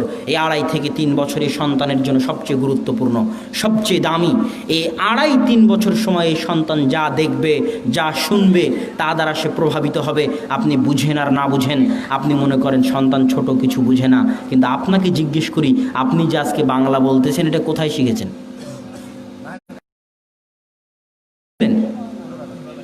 কেমনে? অটোমেটিক। যখন আপনার বয়স 1-1.5 কিছুই বুঝেন না, মানুষ মনে করতো আপনি কিছু বুঝেন না, কিন্তু আল্লাহ আপনার ভিতরে এমন শক্তি দিয়েছে, অ্যাচিভ করার, অর্জন করার এমন শক্তি দিয়েছে যে মায়ের মুখের বাংলা ভাষা শুনে শুনে কোনো টিচার, কোনো শিক্ষক ছাড়াই আপনি বাংলা বলা শিখে গেছেন, বাংলা বলতে পারতেছেন, বাংলা বুঝা শিখে গেছেন, বাংলা বুঝে গেছেন। এই ক্ষমতা ওই ছোট্ট শিশুর মধ্যে আছে, সে অর্জন করতে পারে। এই 2.5-3 বছর যদি বাড়িতে টিভি থাকে, এই 2.5-3 বছর যদি সিনেমা চলে বাড়ির টিভিতে, নাটক চলে বাড়ির টিভিতে, মায়ের হাতে যদি, পিতার হাতে যদি অ্যান্ড্রয়েড ফোন থাকে আর সেটার গান বাজিয়ে যদি সন্তানের কান্না থামানো হয়, আছে না নাই? কানতেছে, কি দিয়ে কান্না থামানো হবে? গান দিয়ে। তাহলে হাজার চেষ্টা করলে ওই সন্তান সৎ সন্তান হতে পারে না। বরং এই সন্তান যদি কুসন্তান না হয় তার কোন সন্তান হবে? এই 2.5 থেকে 3 বছর সময় অনেক সেন্সিয়ার, গুরুত্বপূর্ণ। এই সময়ে বাড়িকে টিভি মুক্ত রাখতে হবে, সিনেমা, ছবি, মোবাইল, অ্যান্ড্রয়েড মোবাইল এগুলো থেকে দূরে রাখতে হবে। মা সন্তানকে নিয়ে কোরআন তেলাওয়াত করবে, বিসমিল্লাহ বলে দুধ খাওয়াবে। যদি বিসমিল্লাহ বলে দুধ না খাওয়ায় তাহলে সন্তানও তার সাথে দুধ পান করবে। এটা আল্লাহর রাসূল বলেছে। বিসমিল্লাহ বলে দুধ খাওয়াতে হবে। সন্তানকে নাস, ফালাক, ইখলাস করে ফু দিতে হবে যেন শয়তানের আসর সন্তানের উপর না হয়। নাস, ফালাক, ইখলাস, আয়াতুল কুরসি ইত্যাদি পড়ে সন্তানকে ফু দিতে থাকতে হবে। বিসমিল্লাহ বলে দুধ খাওয়াতে হবে এবং যাবতীয় অন্যায়, অনাচার, কুকর্ম থেকে সন্তানকেও দূরে রাখতে হবে। সন্তানের মাকেও দূরে থাকতে হবে। সন্তানের মা যদি দূরে না থাকে তাহলে সন্তানের মায়ের প্রত্যেকটা সন্তানের উপর পড়বে, কেননা এখনও সন্তান মায়ের বুকের দুধ খাচ্ছে। যেমন 9 মাস 10 দিন মায়ের রক্ত নিয়ে সে বড় হয়েছে, তেমনি 2.5 থেকে 3 বছর মায়ের বুকের দুধে সে বড় হচ্ছে। তাই মায়ের প্রতিটা কাজের প্রভাব তার উপর। এবার যখন সন্তানের বয়স 5, 6, 7 হয়ে গেল তখন রাসূল সাল্লাল্লাহু আলাইহি ওয়াসাল্লাম বলতেছেন, ইসলাম তার পরিকল্পনা পেশ করতেছে। ইসলামের পরিকল্পনা আমি শুরু থেকে বলে আসতেছি। ইসলাম এবার যখন 5, 6, 7 বছর হয়ে গেল তখন ইসলাম তার পরিকল্পনা পেশ করতেছে এখন সন্তানকে কি করতে হবে। রাসূল সাল্লাল্লাহু আলাইহি ওয়াসাল্লাম বলছে, মুরু আওলাদাকুম বিসসালাত ওয়া হুম আবনাউ 7 সিনিন। তোমরা তোমাদের সন্তানদেরকে সালাতে নিয়ে যাও, সালাতের আদেশ দাও যখন তাদের বয়স 7 বছর। ওয়াজরিবুহুম, আর তাদেরকে সালাতের জন্য পিটাও, মারো যখন তাদের বয়স 10 বছর। ওয়াফরিকু বাইনা মাযাজিহিন্না, আর তাদের বিছানা পৃথক করে দাও যখন তাদের বয়স 10 বছর। তাদের বিছানা পৃথক করে দাও যখন তাদের বয়স 10 বছর। 10 বছরের বেশি ভাই বোন এক বিছানায় এক ল্যাপ ক্যাথার নিচে ঘুমাতে পারে না, এটা ইসলামের নিয়ম। আমি বলে যাইনি, আল্লাহর রাসূল বলে গেছেন। 1400 বছর থেকে হাদিসের পাতায় এভাবেই আছে। আবু দাউদ, নাসাই, তিরমিজি। আবু দাউদ হাদিস নাম্বার 495। 1400 বছর থেকে আল্লাহ রাসূলের মুখের কথা এভাবেই হাদিসের পাতায় আছে। 7 বছর বয়স হয়ে গেলে সালাতে নিয়ে যাও, 10 বছর বয়স হলে সালাতের জন্য পিটাও, 10 বছর বয়স হয়ে গেলে বিছানা আলাদা করে দাও, বিছানা পৃথক করে দাও। এটা রাসূল সাল্লাল্লাহু আলাইহি ওয়াসাল্লামের নির্দেশ। এই 5, 6, 7 বছরে আরও কি করবে? আর এক হাদিসে রাসূল সাল্লাল্লাহু আলাইহি ওয়াসাল্লাম এরকম 5, 6 বছরের, 7 বছরের একটা ছোট্ট বাচ্চাকে বলতেছেন, ইয়া গোলাম সাম্মিল্লাহ, হে ছোট বাচ্চা বিসমিল্লাহ বলে খাদ্য গ্রহণ করো। অকুল বিয়ামিনিক, ডান হাতে খাও। অকুল মিম্মা ইয়ালিক, নিজের পাশ থেকে খাও, প্লেটের চারিদিক থেকে খেও না। নিজের পাশ থেকে খাও, প্লেটের চারিদিক থেকে খেও না, নিজের পাশ থেকে খাও। অকুল মিম্মা ইয়ালিক, এই দুইটা হাদিসকে সামনে রাখলে স্পষ্ট হয় যে 5, 6, 7 বছরের সন্তানকে আদব কায়দা, আদর্শ শিখাতে হবে। আর এই আদব কায়দা, আদর্শ শিখানোর দায়িত্ব কার? পিতা মাতার। এখানে একটা ফজিলত আপনাকে বলে যায় সব অভিভাবককে। আপনি যদি আপনার সন্তানকে 5, 6, 7 বছরে বাড়ি থেকে বের হওয়ার দোয়া শিখাতে পারেন, বাড়িতে ঢুকলে আসসালামু আলাইকুম বলতে হয় এটা শিখাতে পারেন, বাড়ি থেকে বের হলে আসসালামু আলাইকুম বলতে হয় এটা শিখাতে পারেন, গাড়িতে উঠার দোয়া শিখাতে পারেন, বাথরুমে প্রবেশ করলে, ল্যাট্রিনে প্রবেশ করলে কি বলতে হয় সেটা শিখাতে পারেন, বাথরুম থেকে বের হলে কি পড়তে হয় সেটা শিখাতে পারেন, ঘুমের দোয়া শিখাতে দোয়া শিখাতে পারেন, সালাত কিভাবে আদায় করতে হয় সেটা শিখাতে পারেন, সূরা ফাতিহা সালাতের মধ্যে পড়তে হয় সেই সূরা ফাতিহা আপনি মুখস্থ করাতে পারেন। এই জিনিসগুলো যদি আপনি আপনার সন্তানকে শিখাতে পারেন তাহলে আর সবচেয়ে বড় ফজিলত হচ্ছে আপনার এই সন্তান পৃথিবীতে যতদিন বেঁচে থাকবে ততদিন যা সালাত আদায় করবে তার নেকি আপনি পাবেন, কেননা সালাত তার বাপ মা শিখিয়েছিল। যতদিন এই ছেলে আসসালামু আলাইকুম দিয়ে পৃথিবীর যে বাড়িতে প্রবেশ করবে তাতে জানে কি হবে, সেই নেকির একটা অংশ আপনি কবরে বসে পাবেন। যতদিন এই ছেলে ইসলামী আদর্শের উপর, আদব কায়দার উপর চলবে, যখনই চলুক, যেদিনই চলুক, যদি আপনি পিতা এবং মাতা হিসেবে তাকে শিখিয়ে থাকেন তাহলে তার নেকির একটা অংশ আপনি পেতে থাকবেন। এই নেকি আপনি গ্রামের মক্তবের শিক্ষককে কেন দিতে যাবেন? এই নেকি আপনি গ্রামের হুজুরকে কেন দিতে যাবেন? মাদ্রাসার শিক্ষককে কেন দিতে যাবেন? এই নেকি আপনি নেওয়ার চেষ্টা করুন। আপনার সন্তান যেন আপনার শিখানো আদর্শ, আদব কায়দার উপর মরা পর্যন্ত থাকে, যাতে আপনার শিখানো আদর্শ, আদব কায়দার উপর যতদিন থাকবে তার একটা নেকি আপনি কবরে বসে হলেও পেতে থাকবেন। এর চেয়ে বড় সৌভাগ্যের দুনিয়াতে আর কিছু হতে পারে না। এই 5-6 বছর আপনি সন্তানকে কি শিখাতে পারেন? এই 5-6 বছর সন্তানের সাথে আপনার কি কি কাজ হতে পারে? এই 5-6-7 বছর সর্বপ্রথম সন্তানকে তার সৃষ্টিকর্তার সাথে, যতক্ষণ একটা মনে করেন কথার কথা আপনার সন্তান হারিয়ে গেল, হারিয়ে যাওয়া সন্তান যতক্ষণ না পিতার সাথে, সন্তান যেমন ছটপট করতে থাকে, ওই পিতা যেমন ছটপট করতে থাকে, যতক্ষণ না তারা পরস্পরে মিলিত হয় ততক্ষণ তারা যেমন ছটপট করতে থাকে, তেমনি দুনিয়াতে আসা আল্লাহর সৃষ্টিজীব যতক্ষণ না আল্লাহর সাথে সম্পর্ক গড়ে তোলে, যতক্ষণ না আল্লাহর সাথে তার যোগাযোগ হয়, যতক্ষণ না আল্লাহর সাথে তার কথা হয়, যতক্ষণ না হাত তুলে দুটো আল্লাহকে ডাকতে শিখে, যতক্ষণ না কপাল সিজদায় আল্লাহর জন্য রাখতে শিখে, ততক্ষণ তার আত্মা ছটপট করতে থাকে। কেননা এখনো সৃষ্টিকর্তার সাথে মিলিত হয়নি, যে সৃষ্টিকর্তার সাথে এখনো পরিচয় হয়নি, যে কর্তাও এই অপেক্ষায় থাকেন কখন আমার বান্দা ফিরবে, কখন আমার বান্দা আসবে, কখন আমার বান্দা আমার রাস্তায় ফিরবে, আমার দিকে ফিরবে, আমার কাছে ফিরবে। এই জন্য দুনিয়াতে আসা প্রত্যেক নবজাতক ভূমিষ্ঠ নতুন সন্তানের বুদ্ধি বিবেক হওয়ার পর সর্বপ্রথম কার সাথে সম্পর্ক গড়ে তুলতে হবে? আল্লাহর সাথে। সর্বপ্রথম তাকে পরিচিত করে তুলতে হবে আল্লাহর সাথে, যেন সে কোনোদিন হতবিহব্বল না হয়, ভয় না পায়, আল্লাহকে বুঝতে শিখে, আল্লাহ কোথায় আছে জানতে শিখে, আল্লাহকে ডাকতে শিখে, বিপদ আপদে আল্লাহর কাছ থেকে পানাহ চাইতে শিখে এবং বিপদ আপদে আল্লাহর উপর ভরসা করতে শিখে, শক্ত মজবুত স্থায়ী কঠিন হতে শিখে, পৃথিবীর কাউকে দেখে ভয় না পেতে শিখে, শুধু আল্লাহকে দেখে ভয় পেতে শিখে শিক্ষা হতে হবে। দ্বিতীয়, আউয়ালু তালিমিন আলা ওয়াজহিল আরজ তুআল্লিমু ওয়ালাদাক হুয়াল কোরআন। আপনি আপনার ছেলেকে ডাক্তার বানান, ইঞ্জিনিয়ার বানান, বিজ্ঞানী বানান, আমার কোনো আপত্তি নাই, যেটাই বানান, তবে আপনার উপর ফরজে আইন, আপনার উপর ফরজে আইন, আপনার উপর ফরজে আইন, আপনার উপর ফরজ, আমি চ্যালেঞ্জ দিয়ে গেলাম, আপনার উপর ফরজ আপনার সন্তানকে সর্বপ্রথম যে শিক্ষা আপনি দিবেন সেই শিক্ষা হবে কোরআনের শিক্ষা। যদি কোরআনের শিক্ষার আগে অন্য কোনো শিক্ষা সন্তানকে দেওয়ার চেষ্টা করেন,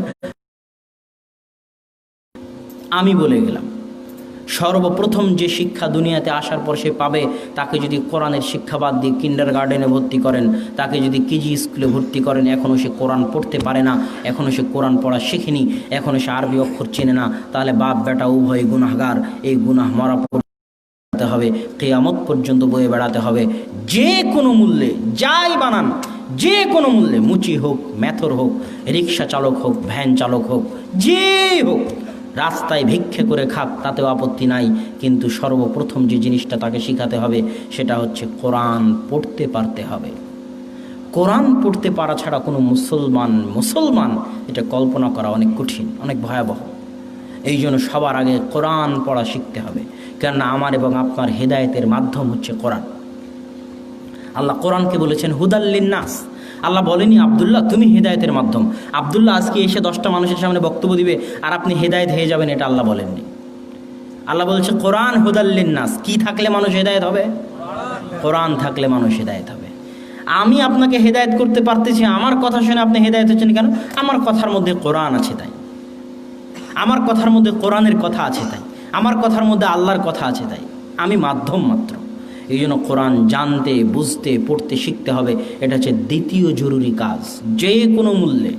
এখনও তওবা করতে পারেন, সন্তানকে যদি কোরআন না শিখিয়ে থাকেন, এখনও তওবা করতে পারেন। যে স্কুলে থাক, যত কোটি টাকার স্কুলে থাক, আগে বের করে নিয়ে এসে আগে কোরআন শিখান। কোরআন শিখানোর পর আবার কোথায় অক্সফোর্ড বিশ্ববিদ্যালয়ে পড়াবেন কিনা সেটা আপনার ইচ্ছা, তাতে ইসলামের কোনো বাধা নাই, কিন্তু কোরআনের শিক্ষা, কোরআনের জ্ঞান তার কাছে অবশ্যই থাকতে হবে। 3 নাম্বার কাজ আপনি কি করবেন? 3 নাম্বার কাজ হচ্ছে 5, 6, 7 বছরের এই সন্তান 18-20 বছর বয়স না হওয়া পর্যন্ত তাকে শুধু আপনি 5টা মৌলিক অধিকার দিবেন। এই 5টা মৌলিক অধিকারের বাইরে কোনো অধিকার তাকে দিতে যাবেন না। 5টা মৌলিক অধিকার কি? অন্ন, বস্ত্র, শিক্ষা, চিকিৎসা, বাসস্থান। অন্ন মানে খাবার, কি খাবে সেই খাবার দিবেন। বস্ত্র মানে কি পরবে সেই পরা দিবেন, শিক্ষা কোথায় শিক্ষা নিতে হবে সেখানে কি খরচ সেই খরচ বহন করবেন, চিকিৎসা অসুখ বিসুখ হলে কি খরচ করতে হবে সেই খরচ বহন করবেন, বাসস্থান কোথায় থাকবে সেই থাকার জায়গার ব্যবস্থা করবেন। এই 5টা জিম্মেদারি পিতার ওপর 18-20 বছর বয়স হওয়া পর্যন্ত। এর বাইরে খবরদার কিছু দিতে যাবেন না। এর বাইরে যদি ছেলে বলে আব্বা 5A+ পেয়েছে আমাকে একটা মোবাইল কিনে দাও, আর আপনি যদি মোবাইল কিনে দেন তাহলে আপনি অযোগ্য পিতা। আমার দৃষ্টিতে নয়, আপনি ফেসবুকের প্রতিষ্ঠাতা জুকারবার্গের সাক্ষাৎকার পড়েন, প্রথম আলোতে সার্চ দিয়ে, গুগলে সার্চ দিয়ে পড়েন। সে তার নিজের সন্তানদেরকে 18-20 বছর বয়স হওয়ার আগে এই অ্যান্ড্রয়েড ফোন দেয় না। তার দৃষ্টিতে আপনি একজন অযোগ্য পিতা। আপনার ছেলে মোটরসাইকেল কিনেছিল তাই কিনে দিলেন, বলছে আব্বা দাখিল পরীক্ষায় SSC পরীক্ষায় গোল্ডেন A+ পেয়েছে, মোটরসাইকেল কিনে দাও। জি না, 18-20 বছর বয়স হওয়ার আগ পর্যন্ত, ব্যক্তিত্ব ভারাত্ম পার্সোনালিটি আসার আগ পর্যন্ত এই 5টা অধিকারের বাইরে কোনো অধিকার, কোনো সুযোগ সুবিধা অতিরিক্ত আকারে সন্তানকে দিতে যাবেন না। সন্তান পথ ভ্রষ্ট হয়ে যাবে, সন্তানকে সঠিক রাস্তায় ধরে রাখতে পারবেন না। 4 নাম্বার কাজ কি করবেন? সন্তানকে টম জেরির কার্টুন, টিভির কার্টুন, আগডুম বাগডুম, পায়রাগুলি কবিতা, কুমির বানরের গল্প, এই জাতীয় আলতু ফালতু কার্টুন, আলতু ফালতু গল্প গুজব থেকে দূরে রেখে কাহিনীর উপর গড়ে তুলুন। সন্তানকে নবীদের কাহিনী শোনান। ইব্রাহিম আলাইহিস সালাতু ওয়াস সালামকে আগুনে নিক্ষেপ করা হলো, কিভাবে আগুন থেকে বের হয়ে আসলেন। মুসাকে সমুদ্রে ফেলে দেওয়া হলো, তারপরে কি ঘটলো। মুসার শত্রুর বাড়িতে আল্লাহ মুসাকে লালন পালন করলেন, তারপরে কি হলো। ইউসুফকে কুয়া থেকে বের করে রাজার বাড়ি হয়ে ইউসুফকে অপবাদ দিয়ে জেলখানায় দিয়ে, জেলখানা থেকে মুক্ত করে মন্ত্রী বানিয়ে আল্লাহ ইউসুফের পিতার চক্ষু ফিরিয়ে দিলেন।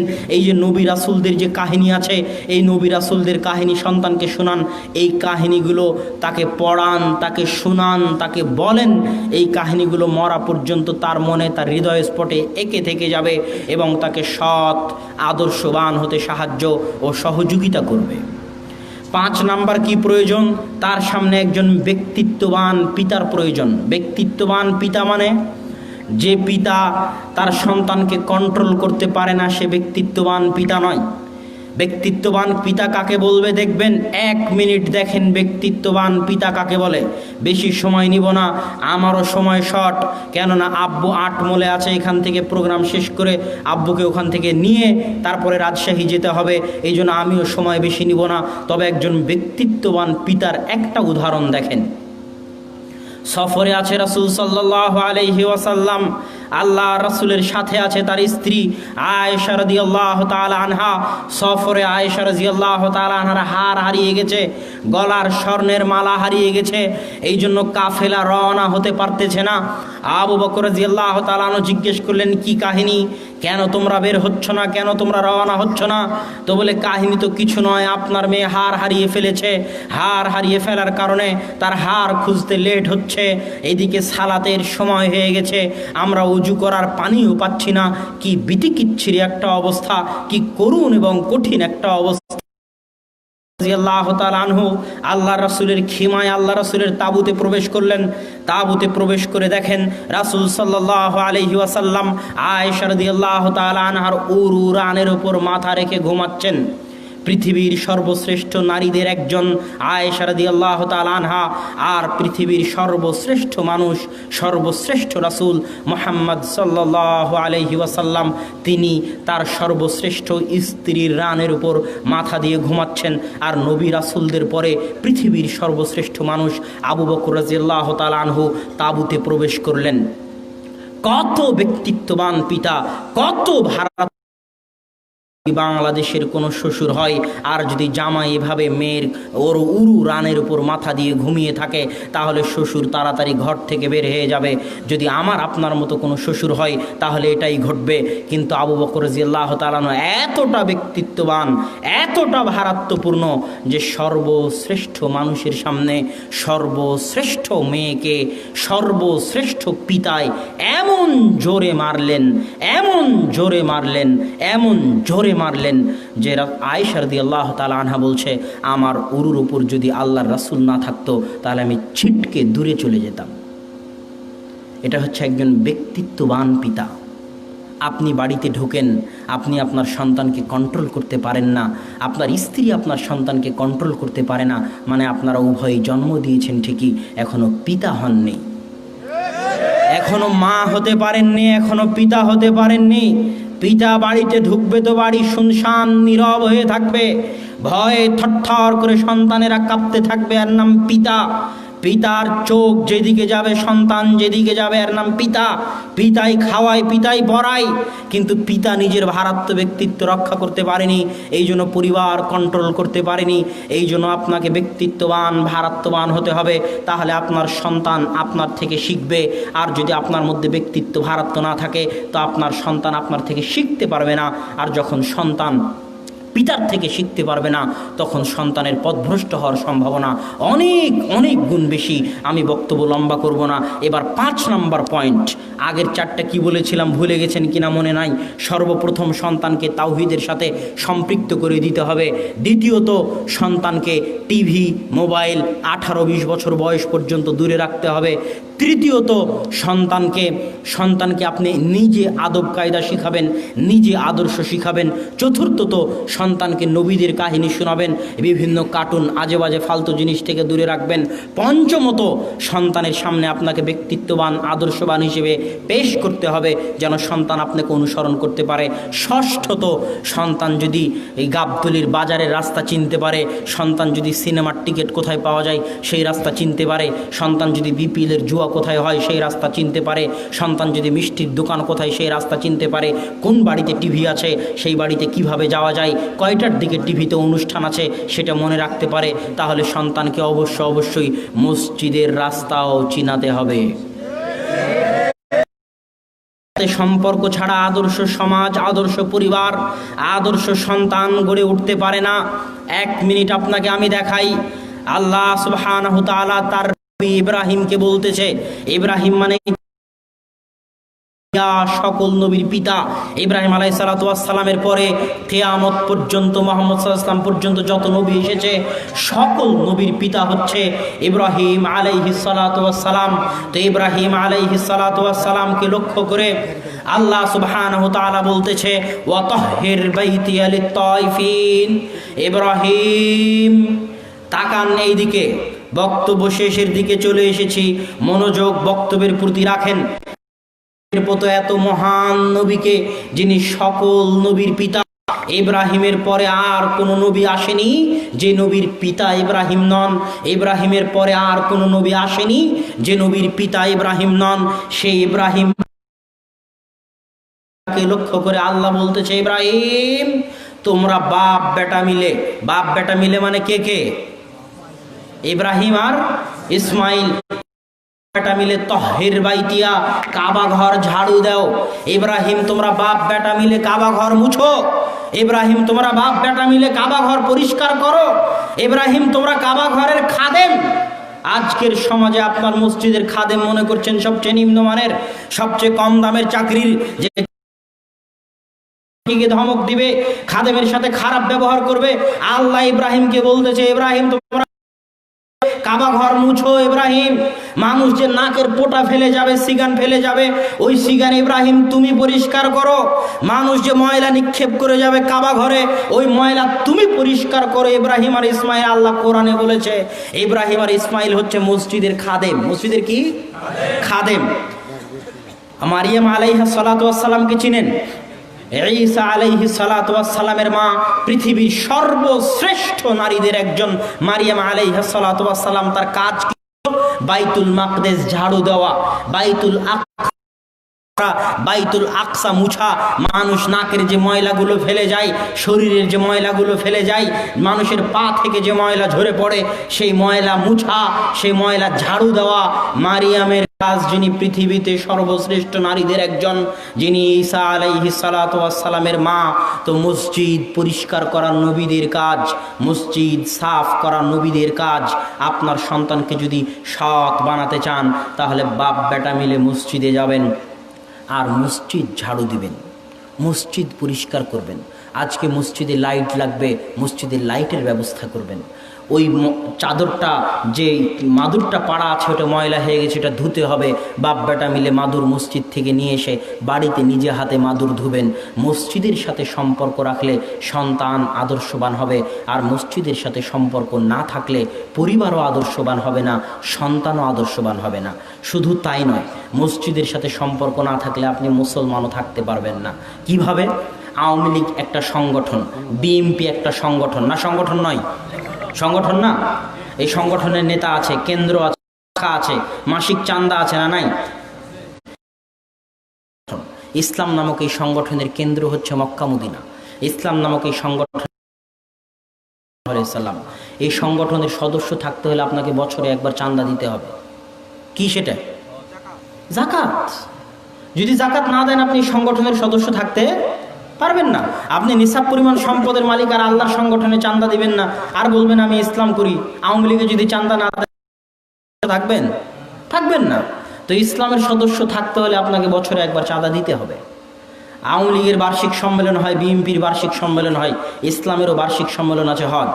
আল্লাহ বলছে যদি তোমার সাধ্য থাকে তো জীবনে একবার হলো ইসলাম নামক এই সংগঠনের কর্মী থাকতে চাইলে, সদস্য থাকতে চাইলে, সামর্থ্য থাকলে জীবনে একবার হলো এই বার্ষিক সম্মেলনে হাজিরা দিতে হবে। আওয়ামী লীগ বিএনপির প্রশিক্ষণ কর্ম, ইসলামেরও প্রশিক্ষণ আছে। 1 মাস সংযম, ধৈর্য, অন্যায় অনাচার, গুনাহ, খাদ্য, মনের চাহিদা, লালসা, লোভ সব কিছু থেকে সংযমের প্রশিক্ষণ, সেটা হচ্ছে রমাজান।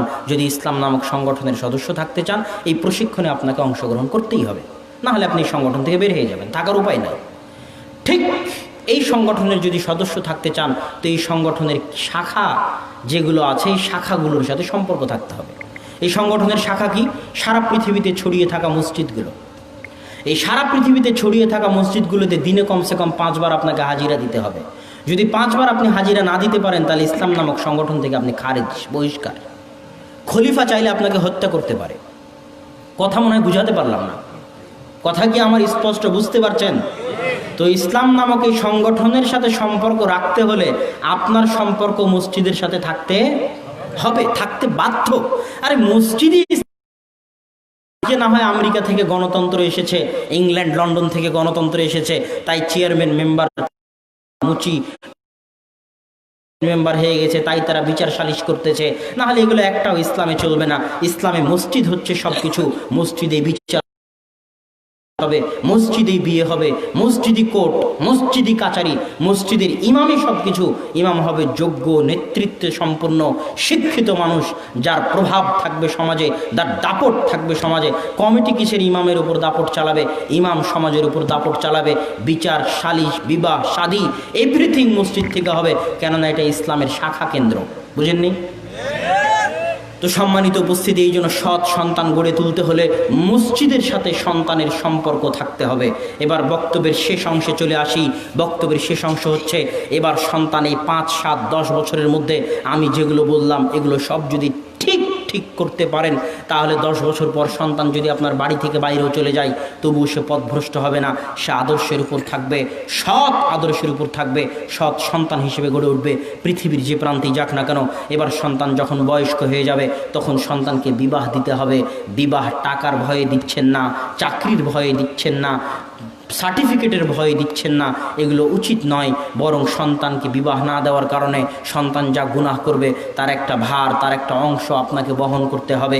তাই সন্তানের বিবাহের জিম্মেদারি পালন করুন, বিবাহ দিন। বিবাহ দেওয়া হয়ে গেল, এখনও আদর্শ পরিবারের বৈশিষ্ট্য শেষ হয়নি। বিবাহ দেওয়ার পর আদর্শ পরিবারের বৈশিষ্ট্য কি হতে পারে? সন্তানের বিবাহ হওয়ার পর 2-3টে সন্তান একসাথে থাকে। ভাবির সাথে পর্দা করা লাগবে না? লাগবে না? কেন লাগবে? আল্লাহ সুবহানাহু ওয়া তাআলা যাদেরকে মাহরাম করে দিয়েছেন তারা কারা? যাদের সাথে বিয়ে হারাম। বাপের সাথে মেয়ের বিয়ে হারাম, এই জন্য বাপ মেয়ের মাহরাম। মায়ের সাথে ছেলের বিয়ে হারাম, এই জন্য ছেলে মায়ের মাহরাম। কিন্তু আপনার ভাই যাকে বিয়ে করেছে, আপনার ভাই আজ যদি তাকে তালাক দেয়, ইদ্যত পালনের পর আপনি তাকে বিয়ে করতে পারবেন। বুঝতে পারেননি মনে হয়? আপনার চাচা যাকে বিয়ে করেছে, আপনার চাচি, আপনার চাচা যদি তালাক দেয়, আপনি ইদ্যুৎ পালনের পর আপন চাচিকে বিয়ে করতে পারবেন। আপনার মামা যাকে বিয়ে করেছে, আপনার মামি, আপনার মামা যদি আপনার মামিকে তালাক দেয়, ইদ্যুৎ পালনের পর আপনি বিয়ে করতে পারবেন। এই জন্য যাদের সাথে বৈবাহিক সম্পর্ক জায়েজ, তাদের থেকে পর্দা রক্ষা করতে হবে। পর্দার মধ্যে আত্মমর্যাদা আছে, পর্দার মধ্যে আত্মসম্মান আছে। আর যার মধ্যে পর্দা নাই তার মধ্যে দিয়াতা আছে। দিয়াতা মানে বুঝেন, শুকুর হচ্ছে দায়ুস। শুকুর হচ্ছে দায়ুস। শুকুর কি করে? শুকুর আর এক শুকুরের পিছন থেকে, পার্শ্ব দেশ থেকে, পশ্চাৎ দেশ থেকে চেটে চেটে গু খায়। এটা শুকুরের স্বভাব। এই জন্য যারা শুকুরের গোস্ত খায়, যাদের রক্তে শুকুরের রক্ত থাকে, তাদের সামনে যদি, তাদের ছেলে মেয়ে বউয়ের সামনে আর একজন যদি জেনাও লিপ্ত হয় প্রকাশ্যে, তবুও কোনো প্রতিক্রিয়া তার শরীরে হয় না।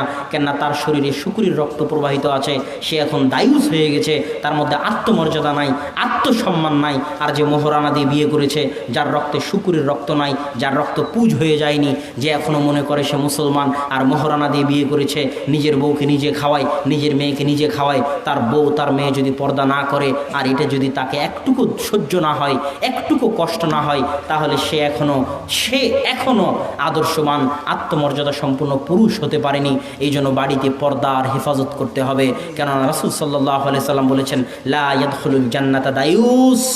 দায়ুস জান্নাতে প্রবেশ করবে না। যে বাড়িতে পর্দা রক্ষা করতে পারে না, সে জান্নাতে প্রবেশ করবে না। যে বাড়িতে পর্দা রক্ষা করতে পারে না, সে জান্নাতে প্রবেশ করবে না। এবার তারপরের কাজ কি হবে? বিবাহ শাদী দিয়ে দিয়েছেন, বিবাহ শাদীর পর বাড়িতে দুই ভাই মিলে থাকে। এখন পরিবার কোনটা পরিবার? আপনার পরিবার আপনার ভাইয়ের পরিবার নয়, ভাইয়ের পরিবার আলাদা, আর এক ভাইয়ের পরিবার আলাদা। আপনি, আপনার স্ত্রী, আপনার ছেলে মেয়ে এবং আপনার বাপ মা এক পরিবার। দুই ভাই মিলে কোনোদিন এক পরিবার নয়। এই জন্য দুই ভাই একসাথে থাকার যে চিন্তা, এই চিন্তা বিবাহের পর সবাই আলাদা আলাদা, এটাই ইসলাম সমর্থন করে। সবার পরিবার আলাদা, এটাই ইসলাম সমর্থন করে। এবার যখন বাপ মা বৃদ্ধ হয়ে গেল, তখন বাপ মায়ের খেদমতের দায়িত্ব পালন করতে হবে ওই সন্তানকে। এটাও আদর্শ পরিবারের বৈশিষ্ট্য, একটি বৈশিষ্ট্য। কেননা পিতা মাতায় আপনার জান্নাত যদি দোয়া করে দিয়ে যায়, সন্তুষ্ট থেকে যায়, আপনি তো বাঁচবেন, আপনার 14 পুরুষ বাঁচবে পরবর্তী, আপনার পরবর্তী 14 পুরুষ পিতা মাতার দোয়ায় বাঁচবে। দলিল ছাড়া তো আমরা কথা বলি না, দলিল তো দিতে হবে। তো খিজির আলাইহিস সালাতু ওয়াস সালাম আর মুসা আলাইহিস সালামের কাহিনী। মুসা আলাইহিস সালাম বলছে, আমি সবচেয়ে জ্ঞানী। আল্লাহ বলছে, না, দুনিয়াতে আমার আরেকজন জ্ঞানী মানুষ আছে, তার নাম খিজির, তার কাছে যাও, জ্ঞান শিখো। মুসা আলাইহিস সালাম খিজিরের সাথে সফর করলেন। সফরের শেষ কাহিনী, একটা গ্রামে মুসা এবং খিজির আলাইহিস সালাতু ওয়াস সালাম মনে করেন গাবতলিতে ঢুকেছে। পাড়া হামিদপুরের মানুষকে বলতেছে, আমাদের খেতে দাও, আমরা দুইজন মুসা। তো হামিদপুর গুয়ারপাড়া গাবতলির মানুষ তাদেরকে খেতে দিল না। দুইজন নবী, তারা তো আর জানে না যে তারা নবী। একজন নবী আর একজন আল্লাহর প্রিয় বান্দা, জ্ঞানী মানুষ। তো যখন খেতে দিল না, তখন মুসা আলাইহিস সালামের মন খুব খারাপ। মুসা আলাইহিস সালাম বলছেন, চলেন এই গ্রামে থাকবো না। খিজির বলছে, না, এই গ্রামে একটু কাজ আছে। কি কাজ? ওই দেখতে পাচ্ছেন একটা বাড়ি করতে হবে। দুইজন মিলে মিস্ত্রি, যোগালি আর ওই লেবার, দুইজনই মিস্ত্রি, লোবার, যোগালি সব কিছু হয়ে ইট মাটি ঢেল কেটে দুইজন মিলে বাড়িটাকে হেফাজত করে তৈরি করে দিলেন।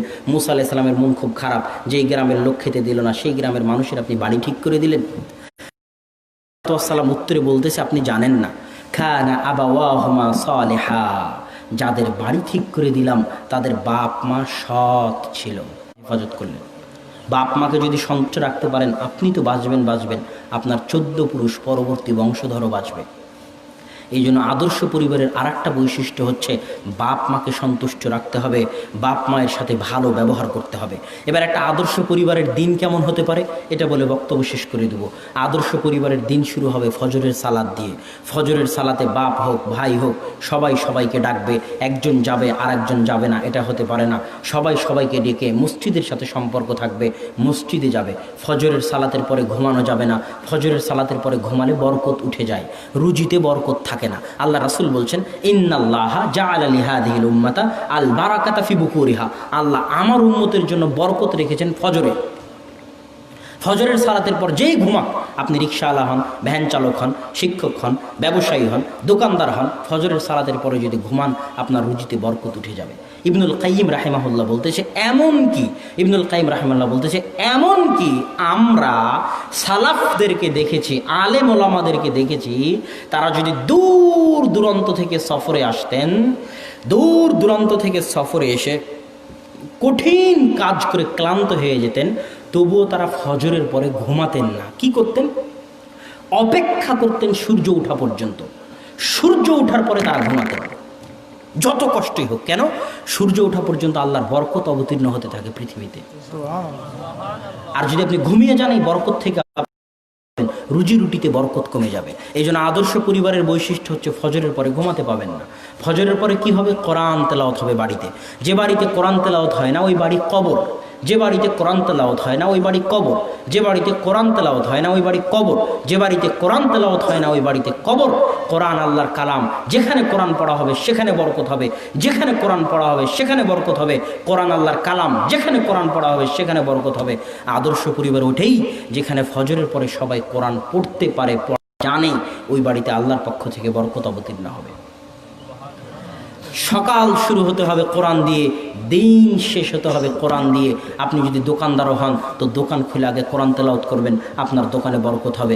দিনও শেষ করবেন আল্লাহর কালাম দিয়ে, আপনার জীবনে বরকত হবে, আপনার বাড়িতে বরকত হবে, আপনার সংসারে বরকত হবে। আদর্শ পরিবারের আরও কিছু গুরুত্বপূর্ণ বৈশিষ্ট্য, মেহমানদারির অভ্যাস থাকতে হবে, মানুষকে দেওয়ার অভ্যাস থাকতে হবে। যেটা আপনি দিবেন ওটা আপনি দিয়েন না, এটা আমার পরামর্শ। যেটা আপনি দিবেন ওটা আপনি দিয়েন না, আপনার ছোট্ট বাচ্চাকে দিয়ে দেওয়ান। একটা ফকিরকে একটা ভিক্ষা দিতে হবে, আপনি দিয়েন না। বাড়ির ছোট্ট ছেলেকে ডাকেন, আব্দুল্লাহ ফকিরকে ভিক্ষাটা দাও তো বাবা, যাতে সে দেওয়া শিখে। কথা বুঝেননি? যাতে সে দেওয়া শিখে। কোনো সময় কাউকে ফিরিয়ে দিবেন না, সে মুখাপেক্ষী হোক আর না হোক, সে চোর হোক, ধোঁকাবাজ হোক, তাতে যায় আসে না। দলিল বুখারীর হাদিস। বুখারীর হাদিসে আল্লাহ 3 জন বনি ইসরাইলের লোককে পরীক্ষা করার জন্য ফেরেশতা পাঠিয়েছিলেন। হাদিস জানেন তো? সবার জানা আছে না? তো ওই ফেরেশতা কি আসলেই ফকির ছিল? মিথ্যা, ফকির ছিল না তো। ওই ফেরেশতা কি আসলেই গরিব ছিল? ফেরেশতা অভিনয় করে এসে বলতে, আমি মুসাফির, কিছু দেন। কথা বুঝতে পারেননি? তো তখন দেওয়াটা পরীক্ষা না পরীক্ষা নয়? পরীক্ষা। তা আপনি কেন এটা ভাবতে যান যে ফকির সামনে এসেছে সে মিথ্যুক না ধোঁকাবাজ? এটা পরীক্ষা। সে ফকির, তার পরীক্ষা আল্লাহ আপনার পরীক্ষা দিয়ে পাশ করেন। মিথ্যুক হোক, ধোঁকাবাজ হোক, সামনে এসেছে দিয়ে দিবেন, কোনো সময় মানুষকে না করবেন না। আদর্শ পরিবারের বৈশিষ্ট্য হচ্ছে মানুষকে দেওয়ার অভ্যাস থাকতে হবে বাড়িতে, ফকিরকে দেওয়ার অভ্যাস থাকতে হবে বাড়িতে। মাফ করেন এই কথা বাড়িতে বন্ধ করে দিতে হবে, মেহমানদারি করার অভ্যাস থাকতে হবে ইত্যাদি। অপচয় করা যাবে হবে। আল্লাহ সুবহানাহু ওয়া তাআলা আমাদেরকে একটি আদর্শ পরিবার গড়ে তোলার তৌফিক দান করুক, আল্লাহুম্মা আমিন। আজকের স্টেজের পাশে আপনারা আমার লেখা মিন্নাতুল বারী, আমরা হাদিস বাধ্য, এই বই দুটি এবং মাসিকালে এতেসাম, মাসিকালে এতেসাম মাত্র 20 টাকা বা 25 টাকা মূল্য।